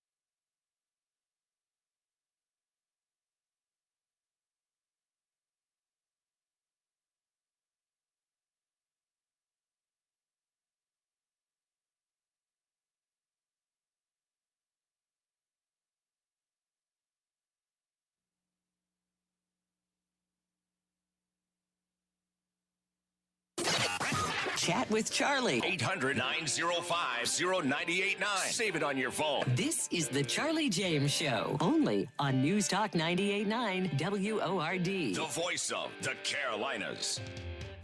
Well, today, Pete Hegseth called all the top brass from around the globe to Quantico, Virginia. And he sat them down and he had a little chat. And he said, the military that you knew under the Biden administration, I'm paraphrasing here, no longer exists. We're going to get back to a military, a department. You were in the Department of Defense. Now we're in the Department of War. And you need to be on a war footing at all times, from buck private all the way up to 5-star general. If you are in the military, you are going to have to do PT. You're going to have to meet the requirements of physical training twice a year. Now, what I think was going on, he was trying to get rid of some dead weight, and I think that's going to happen. Over the coming weeks, you're going to probably see some of these generals out there going, be sipping their cognac with their big fat cigar and their pate plate in front of them. They go, there's no way I'm going to be able to make that. I'm going to go ahead and retire. So, I mean, honestly, think about this. Do you think General Milley would have been able to pass the physical requirements, the height, weight requirement? No, that was done. You think he would have been able to pass the physical requirements of the military twice a year? No, of course not. This guy was fat and happy. He was eating his prawns and his he was just enjoying life, right? With that big old salary he had with the Joint Chiefs. So no more fat and happy folks in the military. You're going to have to shape up or you're going to have to ship out. And no more DEI, by the way. This is Secretary of War Pete Hegseth. This administration has done a great deal from day one to remove the social justice, politically correct, and toxic ideological garbage that had infected our department, to rip out the politics. No more identity months, DEI offices, dudes in dresses. No more climate change worship. No more division, distraction, or gender delusions. No more debris. As I've said before, and will say again, we are done with that. Yep, good for you. Good for you, sir.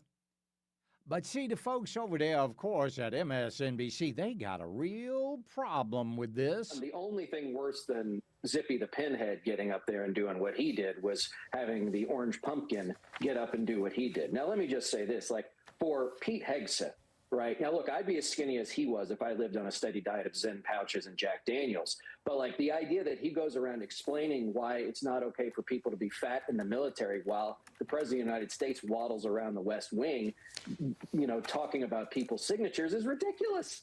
And I mean, you know, let's expand the aperture out here, Chris. Like our opponents, our adversaries are watching this and they're Exactly. He didn't mean to make the point, but he did. Our opponents are watching. And they have known for a long time that our military, and I'm not talking about individuals, I'm talking about as a unit, was getting weaker and softer. They've been watching this. Absolutely. You are right, sir. Let's take a listen to a little bit more of this, Pinhead. They're laughing. They're laughing at us. These are 2, 3, 4-star, 1-star flag officers. These are men and women who have dedicated their careers and their lives to serving our country. Many of them have probably served in combat. Now they have to sit here and have these two idiots tell them, one, what it is they need to do, and two, talk about auto pins. I mean, it's a ridiculous, ridiculous expression of political authority. And I'll tell you what, like as Americans, we should feel sorry for the men and women in uniform that they now have to take orders from these two. All right. So this guy obviously has never even, he couldn't point a military base out if he drew a map on his bald head. He couldn't do it. So what he was saying is, they're going to take orders. Yeah, that's exactly, when you join the military, you know you're ultimately taking your orders from two people in the most high positions. The Commander-in-Chief of the United States military, the President, and now the Secretary of War. That's called chain of command. And if they are really devoted to the military and their service, then they will take these directives and they will take them to heart and they will implement them like they are expected to do. Let's go to Jay in Greenville. Jay, welcome. What's going on, Charlie? Hey. So I was in the military for 4 years. I won't say which unit, but I was in during the Obama years, and it was not unusual to have a captain or major or higher on the officer side and a first sergeant or higher on the enlisted side come out to a PT test event. They would pencil whip their PT test numbers, and then they would go back to whatever they were doing. They'd go meet whoever they were going to meet for breakfast and all that stuff. And that's one of the reasons I got out, was because I was doing the legitimate right thing, and the officers and senior NCOs were doing the wrong thing. But they expected me, and they would punish me for if I messed up, when they were constantly cheating the system. So that was my experience, and that's why I see it like. So. Well, Jay, we appreciate your service, and those things are coming to an end. Thank you, buddy. Tony is in Greer. What do you think, Tony? First off, I'd like to respond to what that clip you played. First off, these guys are getting fat and chunky, and he's talking about, I don't remember exactly what he said, but what they have to remember, in the military, you have to be mobile. You have to be able to move. Even the so-called flag officers, as he put it, you still have to move. When you're fat and chunky, you ain't going anywhere.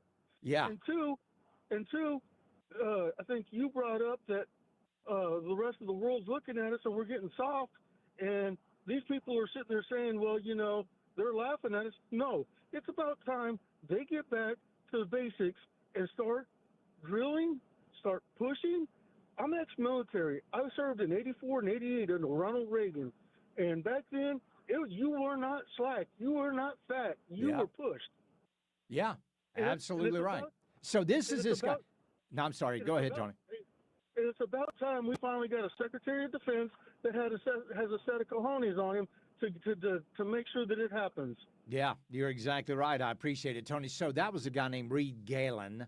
He's an independent political strategist and co-founder of the Lincoln Project. Does that surprise you? Not me. He's a veteran public affairs and political professional with more than 20 years' experience. He spent more than a decade advising Fortune 50, 100, and 1,000 companies in need of high-level counsel in the fields of strategic communications, procurement, and legislation. Huh. Funny. On his bio, I don't see anywhere where he's been in the military. We'll be right back. It's the Charlie James Show. News Talk 98.9 WRD, the voice of the Carolinas. Streaming stimulating talk and breaking news on your phone 24/7 on the Odyssey app. You're on the drive with the Charlie James Show. News Talk 98.9 WORD. The voice of the Carolinas.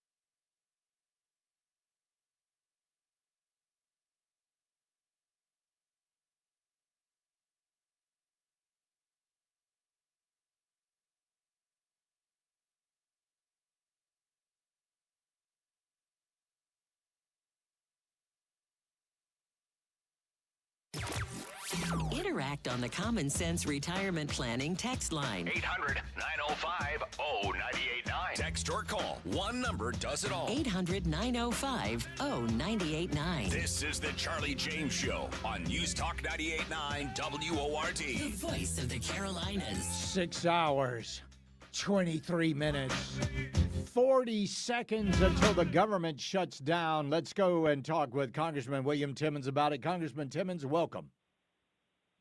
Charlie, good afternoon. Thanks for having me on. This is a completely avoidable situation. The whole thing is so ridiculous. During the Biden administration, 13 separate times Republicans joined with Democrats to do a clean CR. 13 separate times.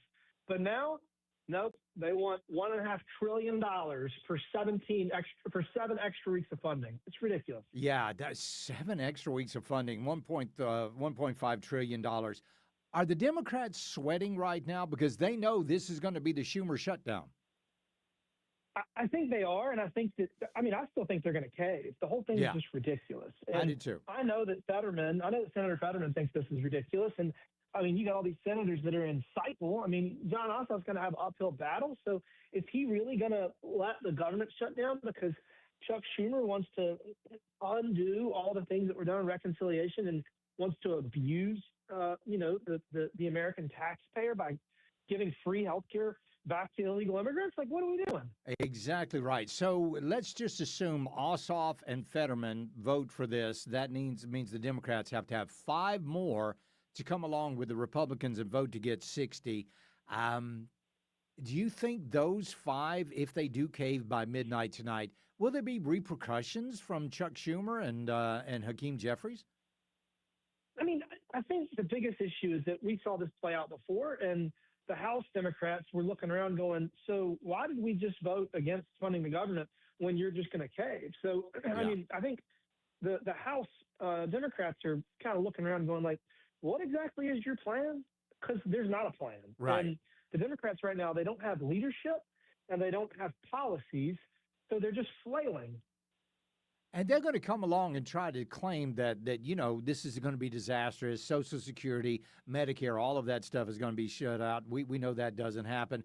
But they're going to try, again, to blame the Republicans. You guys have already gone home, so they can't send anything back to you. It's vote on this or it shuts down.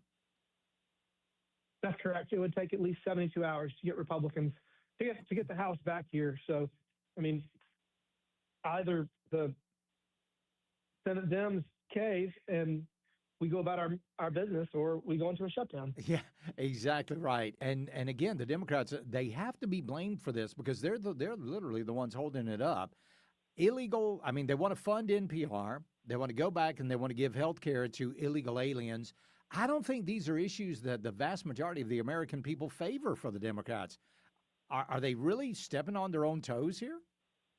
Well, they're counting on the American people not understanding how government funding works. Yeah. Yeah. We need 60 votes in the Senate to pass any government funding. So they're hoping that they can go out there and say, President Trump's in the White House, Republicans have the House and the Senate, rah, rah, rah, and it's their fault. But that's not the case. That's not the facts, and the American people are not going to fall for it. So another issue that came up today, Secretary of War Pete Hegseth called all the brass into Quantico, Virginia, and basically said, we got a brand new military here in the United States, new physical requirements. They're going to be, they're doing away with DEI. All of that's over with. Do you think what Hegseth said today, being a member of the military yourself, was this good for the military? It was exactly what we needed for so long. This is the leadership we've wanted, we've needed. Yeah. Well, what it's going to do is it's going to allow people to focus on the core mission, which is fighting and winning wars, as opposed to reshaping society in some utopian socialist social engineering project that the Democrats have been doing for the last 4 years. So, somebody asked me earlier what I thought the reception in the room was. I think 75, 80% of the generals in there were like, thank God, finally. Yeah. And probably 20% of them were looking around going, well, I wouldn't be here if the Biden administration didn't promote or promoted based on merit. Yeah. So I think you're going to see a lot of people exit the military, which I think we're going to be stronger because of it. And I think that, again, it's a new day. There's leadership in the world. Peace through strength is is real, but it requires strength, and it requires a president and a commander-in-chief that's strong, that's willing to use our military while also telling everybody that he's unwanted. He doesn't want to use our military, but he can promise you that we will win if we fight. Well, yeah, it's kind of like a firearm in your house. You don't want to have to use it, but you want to make sure it's in good working order. If you do, we were also hearing that 100,000 federal workers were going to resign today. Have you guys heard about anything like that?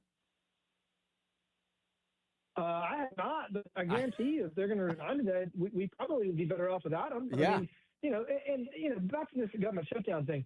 The Office of Management and Budget, Russ Vought, I guarantee you he's salivating right now, because if we're in a shutdown, how do you sue to keep your job? We don't have any money. We can't pay you. So yeah, he says, all right, well, these people that really don't need to be working in the government anyway, yeah, you're free to go about finding your highest and best use in our society. It's just not going to be taking a paycheck from Uncle Sam because you're not doing anything. And when you do stuff, you're probably doing more harm than good.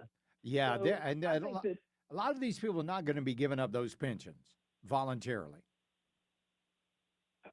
hey, we're going to see how it goes. But if they actually do want to play this game, the Democrats are going to regret it. I can assure you that. Yeah, because President Trump's already said, I mean, he holds all the cards here, because if we do go into a shutdown, then he's got the opportunity to do, like he said today, a lot of things, including eliminating a whole lot of federal jobs. And like you said, that's not going to be a bad thing. I mean, that's what a lot of people want. Well, I mean, again, I think Schumer's walking into it right here, and I mean, it's going to be fun. It's going to be fun 24 hours, and then, once we go into the shutdown, I mean, I don't know how they get out of the box that they have put themselves in. Let's just put it that way. Yeah, they have really painted themselves in a corner on this one. Congressman William Timmons, always a pleasure talking to you, sir. We'll talk to you soon. Thank you. Look forward to next time. Be Take well. care. So we got 6 hours, 16 minutes, and 55 seconds until the government shuts down. Will the Democrats cave? That's the only option they've got. There's I mean, they're not going to get the $1.5 trillion that they're looking for to keep the government open for seven weeks. That's it. 7 weeks. And they know that the American people are watching on all of this, and they know exactly who they're going to blame, no matter what the folks at MSNBC or CNN say. This is a Schumer shutdown. I will guarantee you right now, Schumer is on the phone. Hakeem Jeffries is on the phone. They're all on the phones, trying to gain support to not pass this continuing resolution. But they've already, John Ossoff is in a precarious situation over in Georgia. It's not looking good for him at all. You add a government shutdown to his resume? Who? Fetterman says he's not going along with all of this junk. Isn't it weird that Fetterman has actually turned out to be one of the more moderate Democrats out there? That's pretty amazing. I want to go to, I tell you what, you guys that are on the phone, you hold on for me. We'll get you when we get back. It's the Charlie James Show. News Talk 98.9 WORD, the voice of the Carolinas. 15 minutes of nonstop breaking news and stimulating talk kicks off every hour. On the Charlie James Show. News Talk 98.9 WORD. The voice of the Carolinas.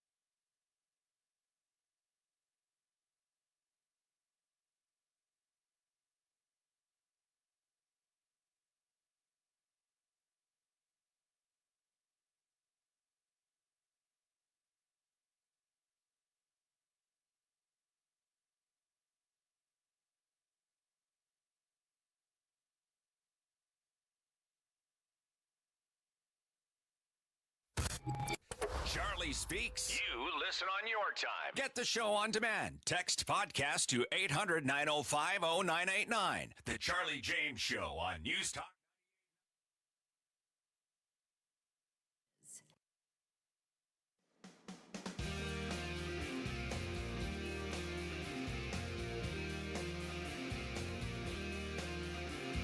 Let your fingers do the talking. Text the Common Sense Retirement Planning text line at 800-905-0989. This is the Charlie James Show on News Talk 98.9 WORD. The voice of the Carolinas. And welcome back to the program. Let's go to the WRD talk line. We'll talk to Richard in Dallas. Richard, what's going on, man? Charlie, let me tell you, I never served, but I was classified 1A and had my draft number back in 70, and they stopped the draft. Ah. Okay. Okay. Yeah. I was lucky. I didn't have to go. But I think military men should be in good shape. Sure. From the top brass all the way down, because you have to be ready to go.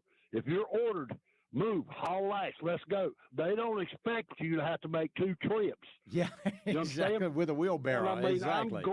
I'm glad to see what's happening is happening. Yeah, I mean, agree.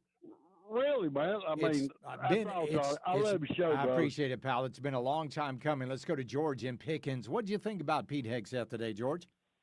Charlie, I was in my building working this afternoon. I was doing fist pumps, listening to it. Yeah. So I served 2 careers, 26 years total, 12 years active duty. I served from 1980 to 94, re-entered the service at age 47 in 2011, and retired in 22 at age 60. Yeah. So I saw it. All of my drill sergeants were Vietnam era, and then I served. I actually did POTUS support missions under President Obama, President Trump during his first term, and then under President Biden as well. I served in all over Europe, and I can tell you, I promise you, he is doing exactly what our military has needed. I saw it when we were very strong under Reagan. I served under it in it during his time, and I can tell you the morale has been the worst it has been. I was in a combat support unit. I was air defense my entire career, and I just saw the standards lowered and lowered and lowered and lowered. And I promise you that the troops are ecstatic for what's going on. These pencil necks with their talking points, they are clueless. They've never served a day in their life. They don't understand. I'll tell you this real quick, and I'll shut up. I was a liaison officer at Tyndall Air Force Base when President Biden came in. The first month or so, we had what was called extremism training. Okay, I was an Army guy working with the Air Force. There were people leaving these briefings so mad, and people retiring left and right because they said they're not going to serve under these conditions. Basically, they weren't talking about extremism as far as Black Lives Matter or Antifa. It was really about race. It was about white extremism. Yeah. And I'm a defense contractor now. I'm retiring completely in a few weeks, and I am so happy to hear what Pete Hegseth is going to. It's a much-needed change, and we need to focus on completing the mission and not things that detract from your unit working together as a unit to kill people and break things. And that's what our mission is. It's not. That's exactly it is right. not a social experiment. You're exactly right. Let me get it off my chest. Well, I appreciate it, George, and thank you for your service, sir. It's like Rush Limbaugh used to say, the military's job is to break things and kill people. That's it. Ultimately, that's what they do. And you've got to be in shape to do that. None of this DEI. It's not a great social experiment, but it's become that. You know what it's become? And I hate to say this because I know this does not apply to the vast majority of the people serving in the military. But I have seen that in some cases, and again, this is not reflective of the military as a whole, but certain segments, people will go in because they don't know what else to do. And that's a way to get a paycheck. And that's a darn shame. Well, those days are coming to an end. Let's go to Steve in Greer. Steve, what did you think about Pete Hegseth's speech today? Hey, Charlie. I'm a vet of 8 years in the Navy, and I think this is a good thing. I think that overall, the people in the Navy need to be leaders, and I think they said that. But also, as part of being a leader, people have to, look at you and respect you. You can't be some big old Scooby snack, and be in charge. And they're not going to respect you, and they're not going to follow you. One of the things that I know from being there is that there's a lot of different standards as you get older, and this is not going to weed out everyone, but hopefully it weeds out the really terrible ones, which I'm sure there's a bunch of them. So, did you in your time in the Navy? What was your job? I was a nuclear weapons officer and a navigator and an ops officer. So, yeah, I had and I was the legal officer. I was all kinds of stuff. Yeah, but it's just there's not a silver bullet to it, because there's it's difficult to call someone overweight. I was one that was I was a football player, so I was big, and they said I was overweight, but my body fat was 10%. Right. Right. That's why I say you need to keep the leaders, but you can't keep people that don't care about themselves enough to take care of their bodies. Yeah, yeah, you're exactly right. That is a detriment. I appreciate it, Steve. Thank you for your service. I want to go to Janice in Gastonia. Janice, what did you think about Pete Hegseth today? Oh, he was the bomb. That's just the only word I can describe it as. Exactly. And did you hear about the meltdown on The View about it? Oh yeah, they are losing their mind because they love DEI. They're okay with it. The amount of idiocracy those women portray is beyond any measurement of. You're right. Out there, it's just crazy. But yeah, I just had to throw that in there. But thank you. Well, I appreciate it. I thank you very much. All right, I got a little time for Gary in Taylor's. He wants to talk about Fetterman. Gary, welcome.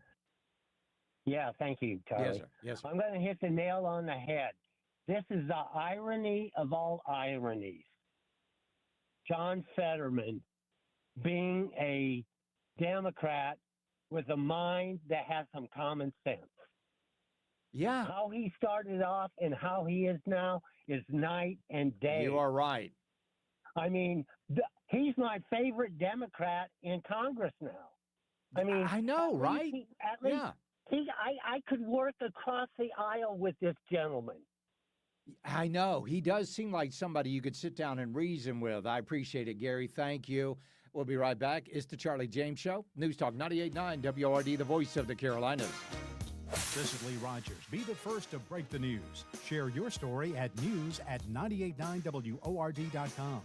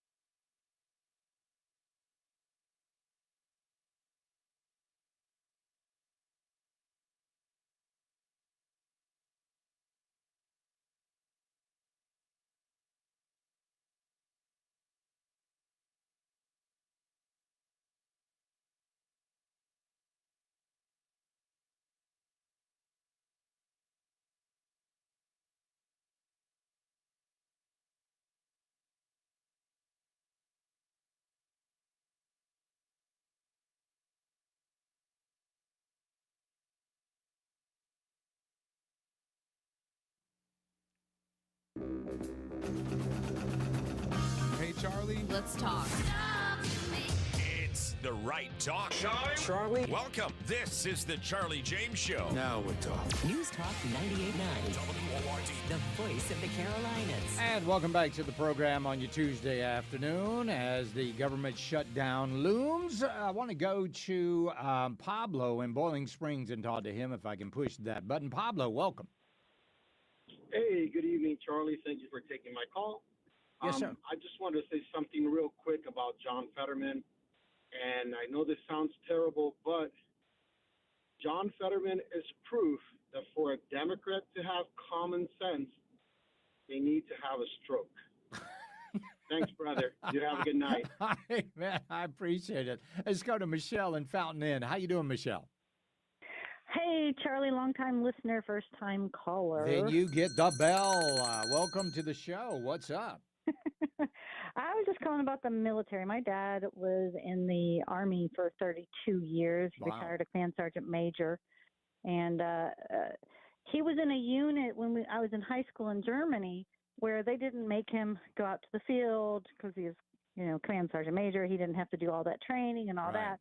And then he got reassigned stateside to the MP unit. And he decided that they wouldn't follow a leader who couldn't do the PT, so he ran with them. He started at the back of the pack, and then, after a little while, he was in the middle of the pack, and after a little while, he was leading the troops in all of their PT areas. And, he knew that if your leaders can't do it, the troops aren't going to follow you. Exactly. So, You need a leader that if he was charging hell with a squirt gun, they'd be right behind him. That's exactly right. Yeah. And Yeah. he got out when he was forced to promote people that didn't earn it. Yeah. Because they had all of these, they hadn't passed the test with the higher scores. They hadn't earned any of the accolades, but because he was told by higher ups, we have to have so many of this and so many of that, he just said, that's not my Army anymore. Yeah. Exactly right. Well, I appreciate it, Michelle. Thank you so much, and thank you for your father's service. Had a texter wanted to know because they were working all day. I understand that completely. I get it. You get a little behind on some things at time because you're busy doing your job because that's what you're supposed to be doing during the day. Don't have time to get involved in a whole lot of this mess. And then you're wondering what everybody was talking about, and they was wondering if I could give a little bit of a recap as to what Pete Hegseth said today. And I would gladly do that. So Pete Hegseth and President Trump called all of the top brass that could make it. Some of them were excused. This wasn't like 100%, but a lot of most of the top brass came in from around the world to Quantico, Virginia today, and they had a face-to-face meeting with the Secretary of War and with the President of the United States, their supreme commander. All right? And this is what Pete Hegseth said, and I love it. With physical fitness and appearance. If the Secretary of War can do regular, hard PT, so can every member of our joint force. Frankly, it's tiring to look out at combat formations, or really any formation, and see fat troops. Likewise, it's completely unacceptable to see fat generals and admirals in the halls of the Pentagon and leading commands around the country and the world. It's a bad look. It is bad, and it's not who we are. So whether you're an airborne ranger or a chairborne ranger, a brand new private or a 4-star general, you need to meet the height and weight standards and pass your PT test.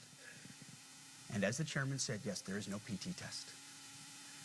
But today, at my direction, every member of the Joint Force at every rank is required to take a PT test twice a year, as well as meet height and weight requirements twice a year, every year of service.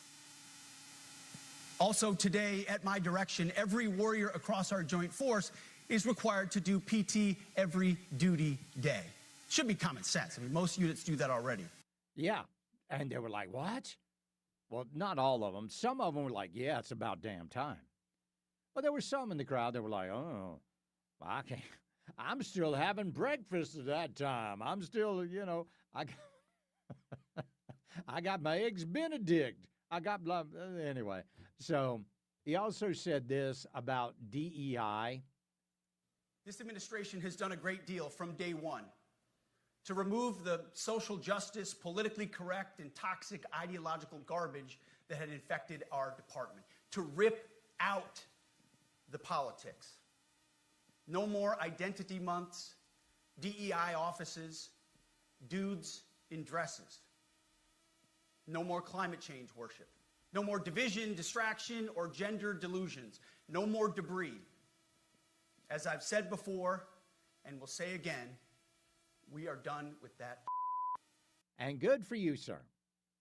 Good for you, because there were initiatives in the military that if you were going into a combat zone, and this is unbelievable, you had to take into account the environmental impact of war. Oh, goodness. The environmental impact. It's unbelievable. Let's go to Bob in Tryon. How you doing, Bob? Hey, my man. Love your show. Thank you, buddy. What's going on? There is a complete analog between Trump and Hegseth. They're the perfect people. What did we need for the country? We needed a businessman. Yeah. What did we need for the military? We need somebody who is not so high up that they've been 40 years away from the grunts. Yeah. I agree. I absolutely agree. I mean, this guy twice combated, twice awarded the Bronze Star. I appreciate it, Bob. Thank you. You're exactly right. This is the shot in the arm that our military needed. They had gotten complacent. They weren't fulfilling their mission of the military. And I think that is exactly why President Trump and Pete Hegseth, Secretary Hegseth, decided, you know what, no more Department of Defense. We are now the Department of War. Because if you're an aggressor, you need to understand that if you do anything to attack the United States, we're not just going to defend ourselves. We're not just going to dodge and weave and block. We're going to counterpunch and we're going to attack. We're going into war mode.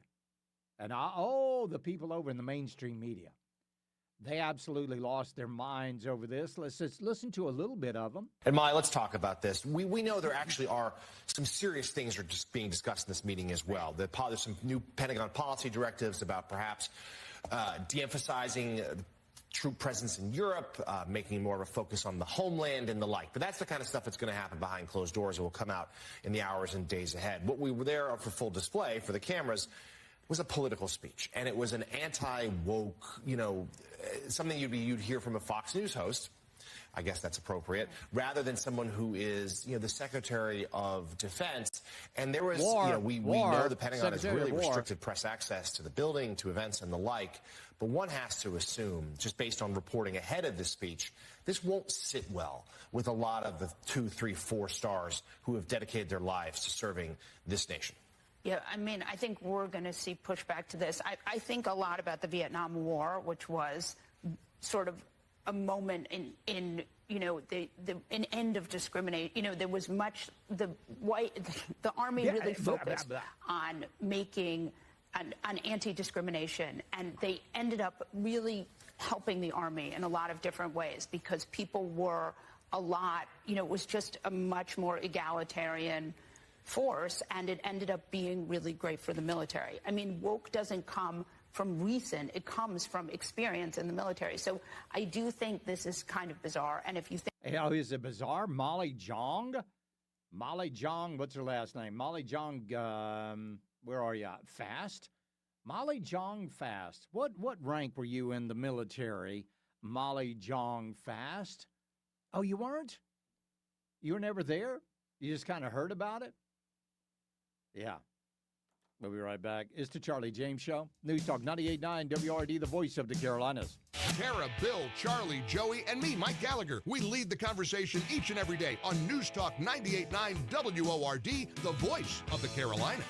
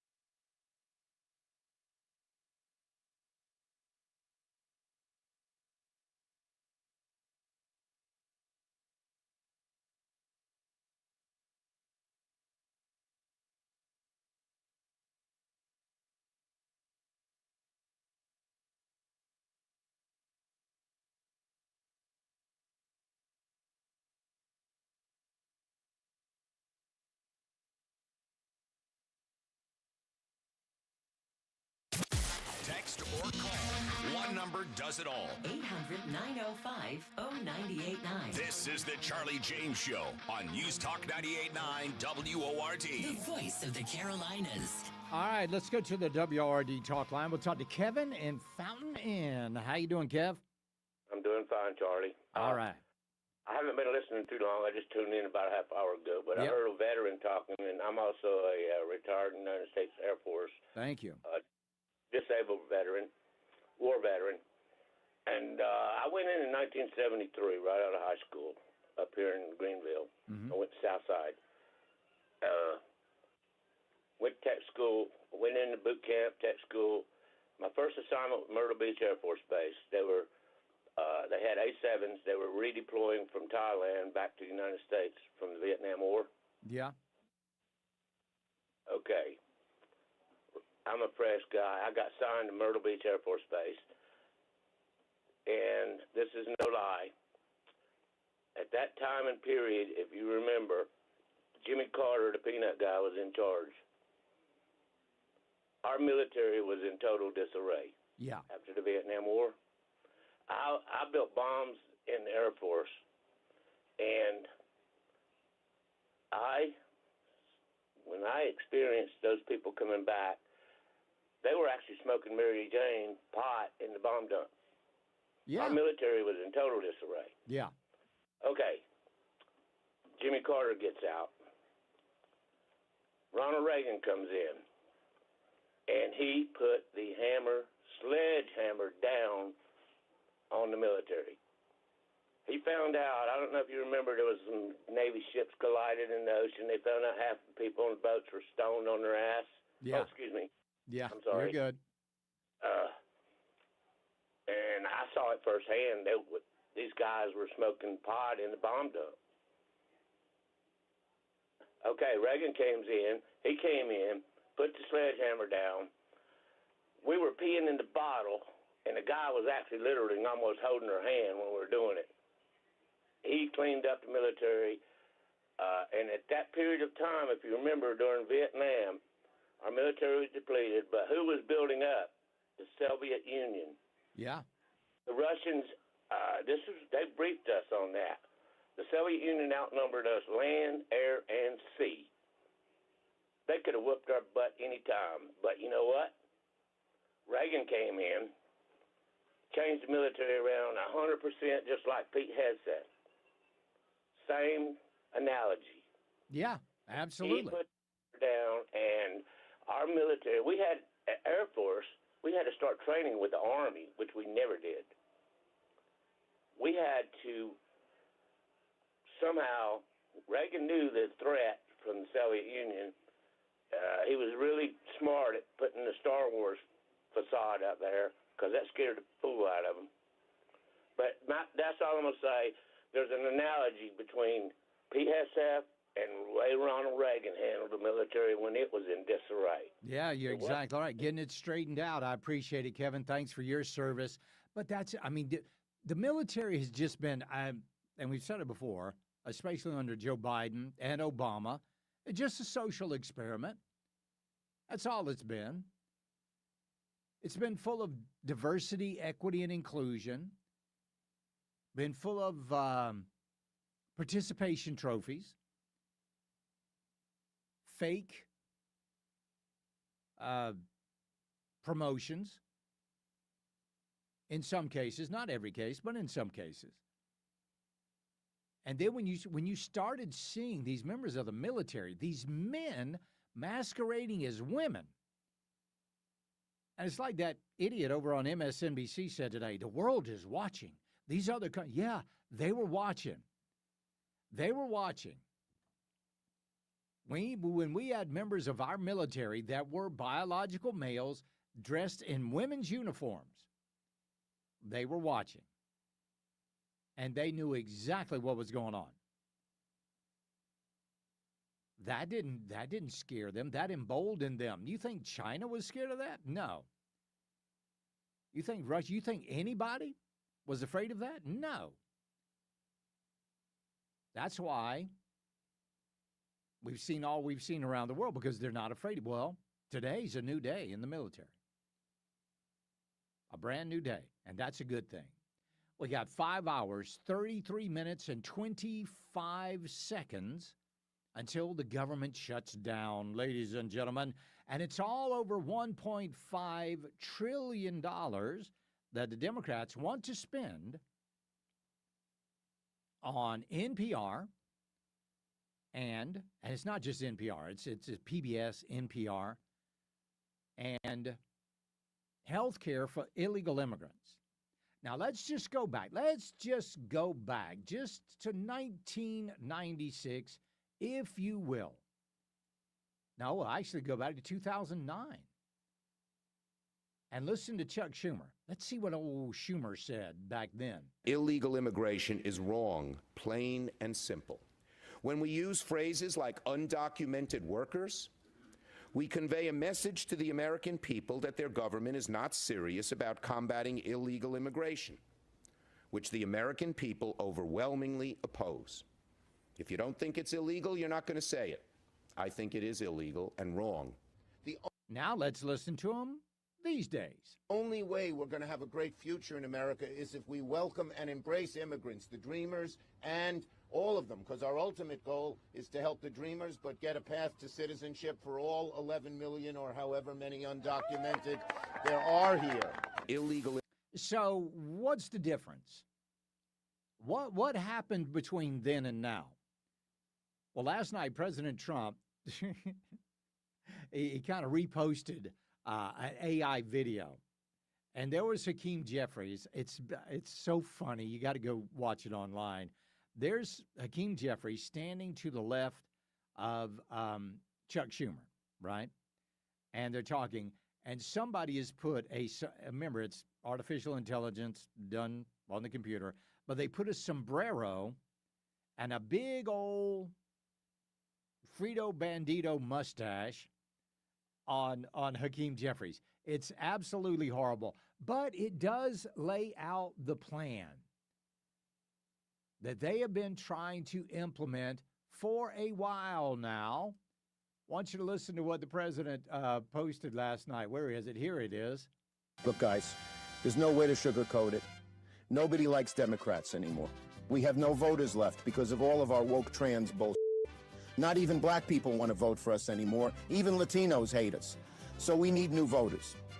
And if we give all these illegal aliens free health care, we might be able to get them on our side so they can vote for us. They can't even speak English, so they won't realize we're just a bunch of woke pieces of at least for a while until they learn English and they realize they hate us too.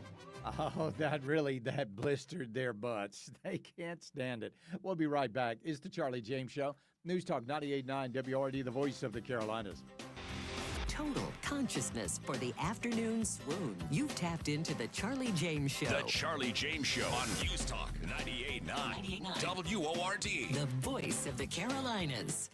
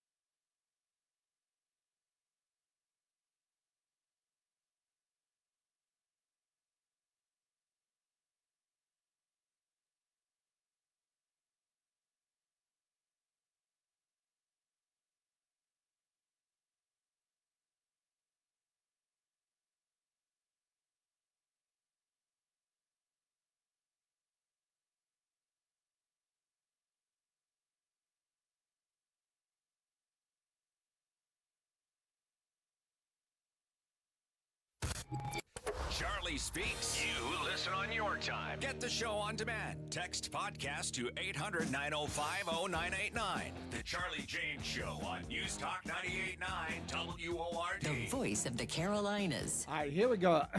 I've got a little bit of a trivia question for you now tonight. Now, this trivia question is worth 10 Charlie points to the first person who can answer this question on the text line without Googling. All right? Are you ready for this, JJ? First person on the text line that can answer this without Googling, you will receive 10 Charlie points. Now, if you get 10,000 Charlie points, I will allow you to host this show for one night. All right? So from 3 to 7, you can fill in for me, all right? So this is worth 10 Charlie points. Are you ready? JJ, let's see if you know this one. What product featured the Swedish bikini team? No Googling now. No Googling. Again, this is worth 10 Charlie points. To get 10,000 Charlie points, you'll be able to host the show. So what product featured the Swedish bikini team? I'll wait for your answer briefly, just briefly. You guys let me know over on the text line, 800 on the Common Sense Retirement Planning text line, 800-9050-989. No. Venus razors? Nope, that was not it. Swedish fish? Nope, that was not it. Somebody said Budweiser. Not it. Nair? Not it. Nope, sorry. Sorry. Again, what product featured the Swedish bikini team? One person got close, but you've got to be specific. Somebody said Budweiser. There we go. We got it. Now, it's 136. Old Milwaukee Beer. Old Milwaukee Beer featured the Swedish bikini team. I think they came about 1991, and they were a big hit. They were a big hit. Everybody was talking about the Swedish bikini team. But boy, times have changed. And they've changed hard over there. And I know it was all just marketing and all of that. But things have changed over in Sweden in a huge way. Sweden is now it's like one or two, depending on the day, rape capitals of the world. And they have gotten this way because of immigration. What is the saying? When you import the third world, you become the third world. And now, instead of the Swedish bikini team, we've got the Swedish teenage assassins. Not even joking about this. Swedish criminal gangs are now enlisting teenage girls to carry out brutal killings and maim rivals in napalm bomb attacks in Swedish cities. Girls as young as 15 are being recruited on social media as child soldiers and given cash to complete killings before spending the blood money on clothes and handbags. And this is from the Daily Mail. The Nordic nation, once considered a haven of low crime, has been gripped by extreme violence in recent years and has one of Europe's worst gun crime rates and frequent gangland shootings and bombings. Children have been used by gangs to commit crimes in an unprecedented scale, with the country this month moving to reduce the age of criminal responsibility to 13. 13. While many of these, typically male, vulnerable, from impoverished or migrant backgrounds, mobsters are now seeking out young girls. The attackers, known as green women, are increasingly young, blonde, typical Swedish girls, and are thought to attract less suspicion when carrying out or aiding savage attacks. They're promised quick cash and bounties up to £13,000 offered for a successful hit. $13,000. Less risky tasks include mixing napalm to help with assassinations. Those can also fetch thousands of pounds. Once signed up, the young recruits carry out gang bosses' dirty works, assassinating relatives of rival gangsters and other targets, often without meeting the person who is ordering the killing. One girl was caught on CCTV, Olivia. She was handed a 1-year prison sentence for aiding and abetting arson. I think it should probably be more than a year.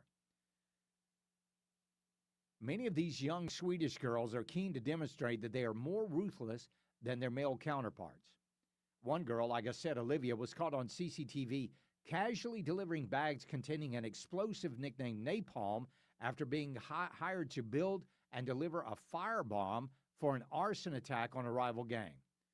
The 17-year-old was approached by a gang handler on social media who offered her money and told her she must help with the petrol bomb attack today. She went, she bought the petrol cans, and further ingredients to assemble the Molotov-style firebomb, according to Swedish officials. After combining the ingredients, she handed them over to a pair of male gangsters. She was later found to have texted her boyfriend to say the handover went okay. He texted her back a link to a news story about the resulting attack, accompanied by a Swedish slang term, wild or cool. The teenager was handed a 1-year prison sentence for aiding and abetting arson. Lisa dos Santos, a Swedish prosecutor, said that the gangs call them green ladies. Green is in newbies because the priests initially didn't look at them the same way they do men. Eva Satin, a youth crime expert and lawyer, said the recruitment of young girls was a strategic path by gangs because the Swedish system, the police, would never think to stop a blonde Swedish girl. Girls are often identified as victims, but their participation in criminal circles is much more widespread than what we assumed. There was one case involving a 15-year-old girl recruited to shoot someone in the head. You see, and all of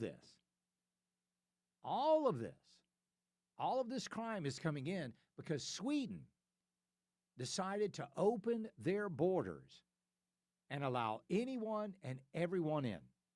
A country that was known for its low crime rate and the happiest people on the planet are now being gripped by violence. Now, we've heard about the Swedish bombings for a long time, but that never really hit the news, and it didn't seem like they were taking that all too seriously.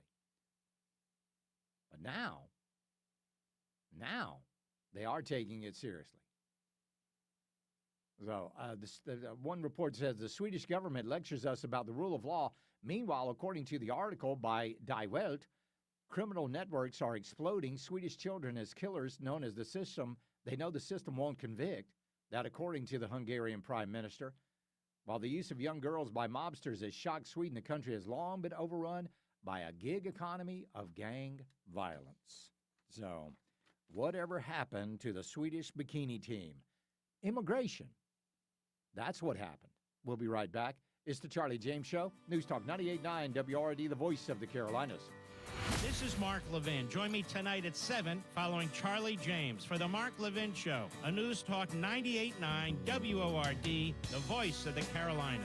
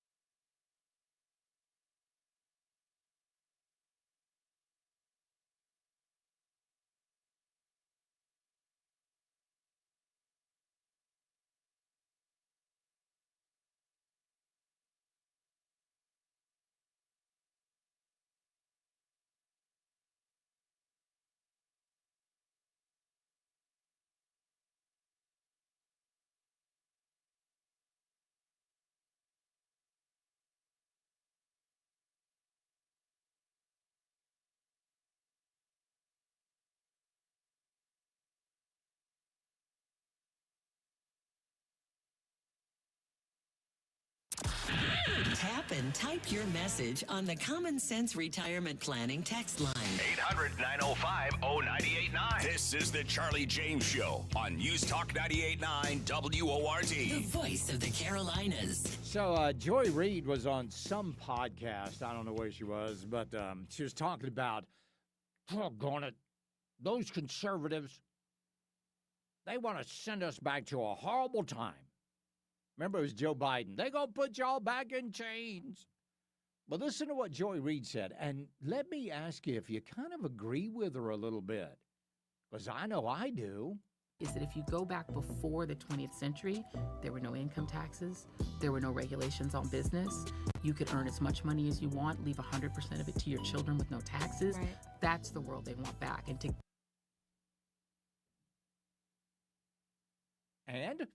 that sounds pretty darn good to me. Sounds good. You earn as much money as you want, no taxes, leave all the money to your children.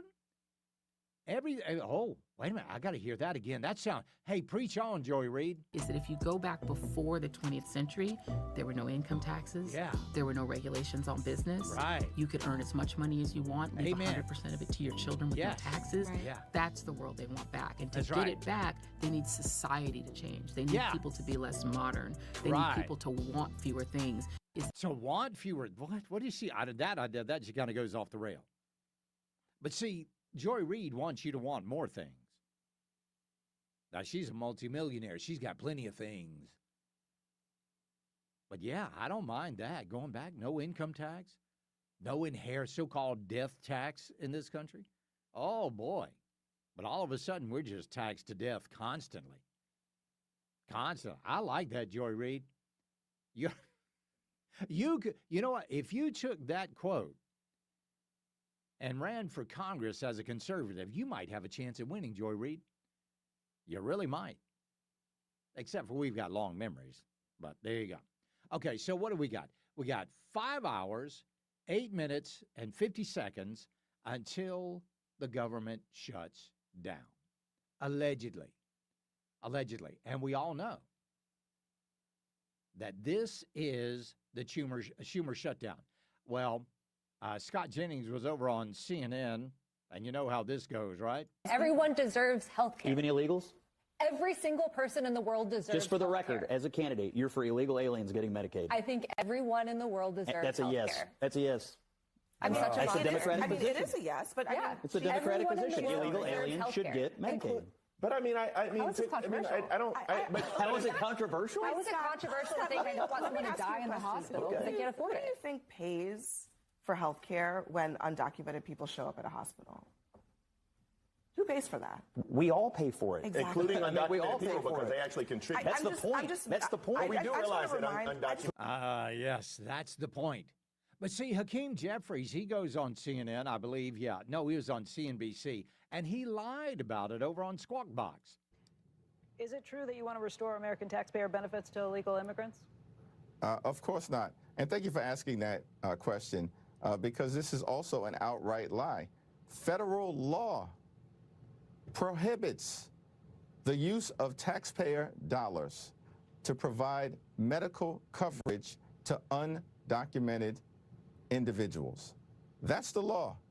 And there is nothing in anything that we have proposed that is trying to change that law. That is a lie. The Congressional Budget Office came out just a couple of days ago and said that we spend billions of dollars a year on health care for illegal immigrants. And they want to continue that. If that's not an issue, then why are we about to have a government shutdown? Why do you want to spend $1.5 trillion if that's not an issue? That's exactly the issue. That's what the Democrats want. They want that. They want to fund NPR. They want to do all of that. Well, President Trump was talking about this today over in the White House. And, you know, he's right. There are some things that will happen tonight at midnight that are absolutely irreversible for the Democrats. And this is the last thing they want. Again, this is going to be the Schumer shutdown. And a lot of things could happen tonight that Chuck Schumer does not want to happen. President Trump, again, talked about it in the White House today. Here's the president. Hold on. Let me hit this. They're not shutting it down. We're not shutting it down. We don't want it to shut down because we have the greatest period of time ever. I told you, we have $17 trillion being invested. So the last person that wants it shut down is us. Now, with that being said, we can do things during the shutdown that are irreversible, that are bad for them and irreversible by them, like cutting vast numbers of people out, cutting things that they like, cutting programs that they like. And you all know Russell Vought. He's become very popular recently because he can trim the budget to a level that you couldn't do any other way. So they're taking a risk by having a shutdown because of the shutdown, we can do things medically and other ways, including benefits. We can cut large numbers of people out. We don't want to do that, but we don't want fraud, waste, and abuse. And, we're cutting that. But they want to have illegal aliens come into our country and get massive health care at the cost to everybody else, and we don't have it. And that's I would say, the number one reason that they want to strike is to get illegal immigrants health care. Exactly right. And they've only got 5 hours and 4 minutes to get something done, or this is going to be a Schumer shutdown. And nobody else is going to be to blame. Absolutely nobody else is going to be to blame but Chuck Schumer and Hakeem Jeffries. We do have some breaking news right now. This happened just a little while ago. There was a Turning Point USA event tonight scheduled for Utah State University. They have now had to evacuate after a suspicious package was found. The bomb squad reportedly safely detonated the package after someone yelled fire in the hole. We do not know if that was the bomb squad or if it was someone else. But again, a suspicious package was found at Utah State University tonight after there was a scheduled, and they had to be evacuated. So, I'm telling you what, these folks on the left, they're insane. The insanity that they've got going on right now. So we will see what happens tonight. We will see if we wake up tomorrow morning and the government is shut down, or if the Democrats cave by midnight tonight or shortly after. We'll see what happens. All right? So I want you to go and don't worry about all this stuff. You go enjoy your family, enjoy your pets, enjoy your loved ones tonight, and we'll see you right back here tomorrow. As always, we love you. God bless. Buckle up. Bye, y'all. When Charlie's not teeing off on the left, he's teeing off on the links. You're in full swing on the Charlie James Show. On News Talk 98.9 WORD. The voice of the Carolinas.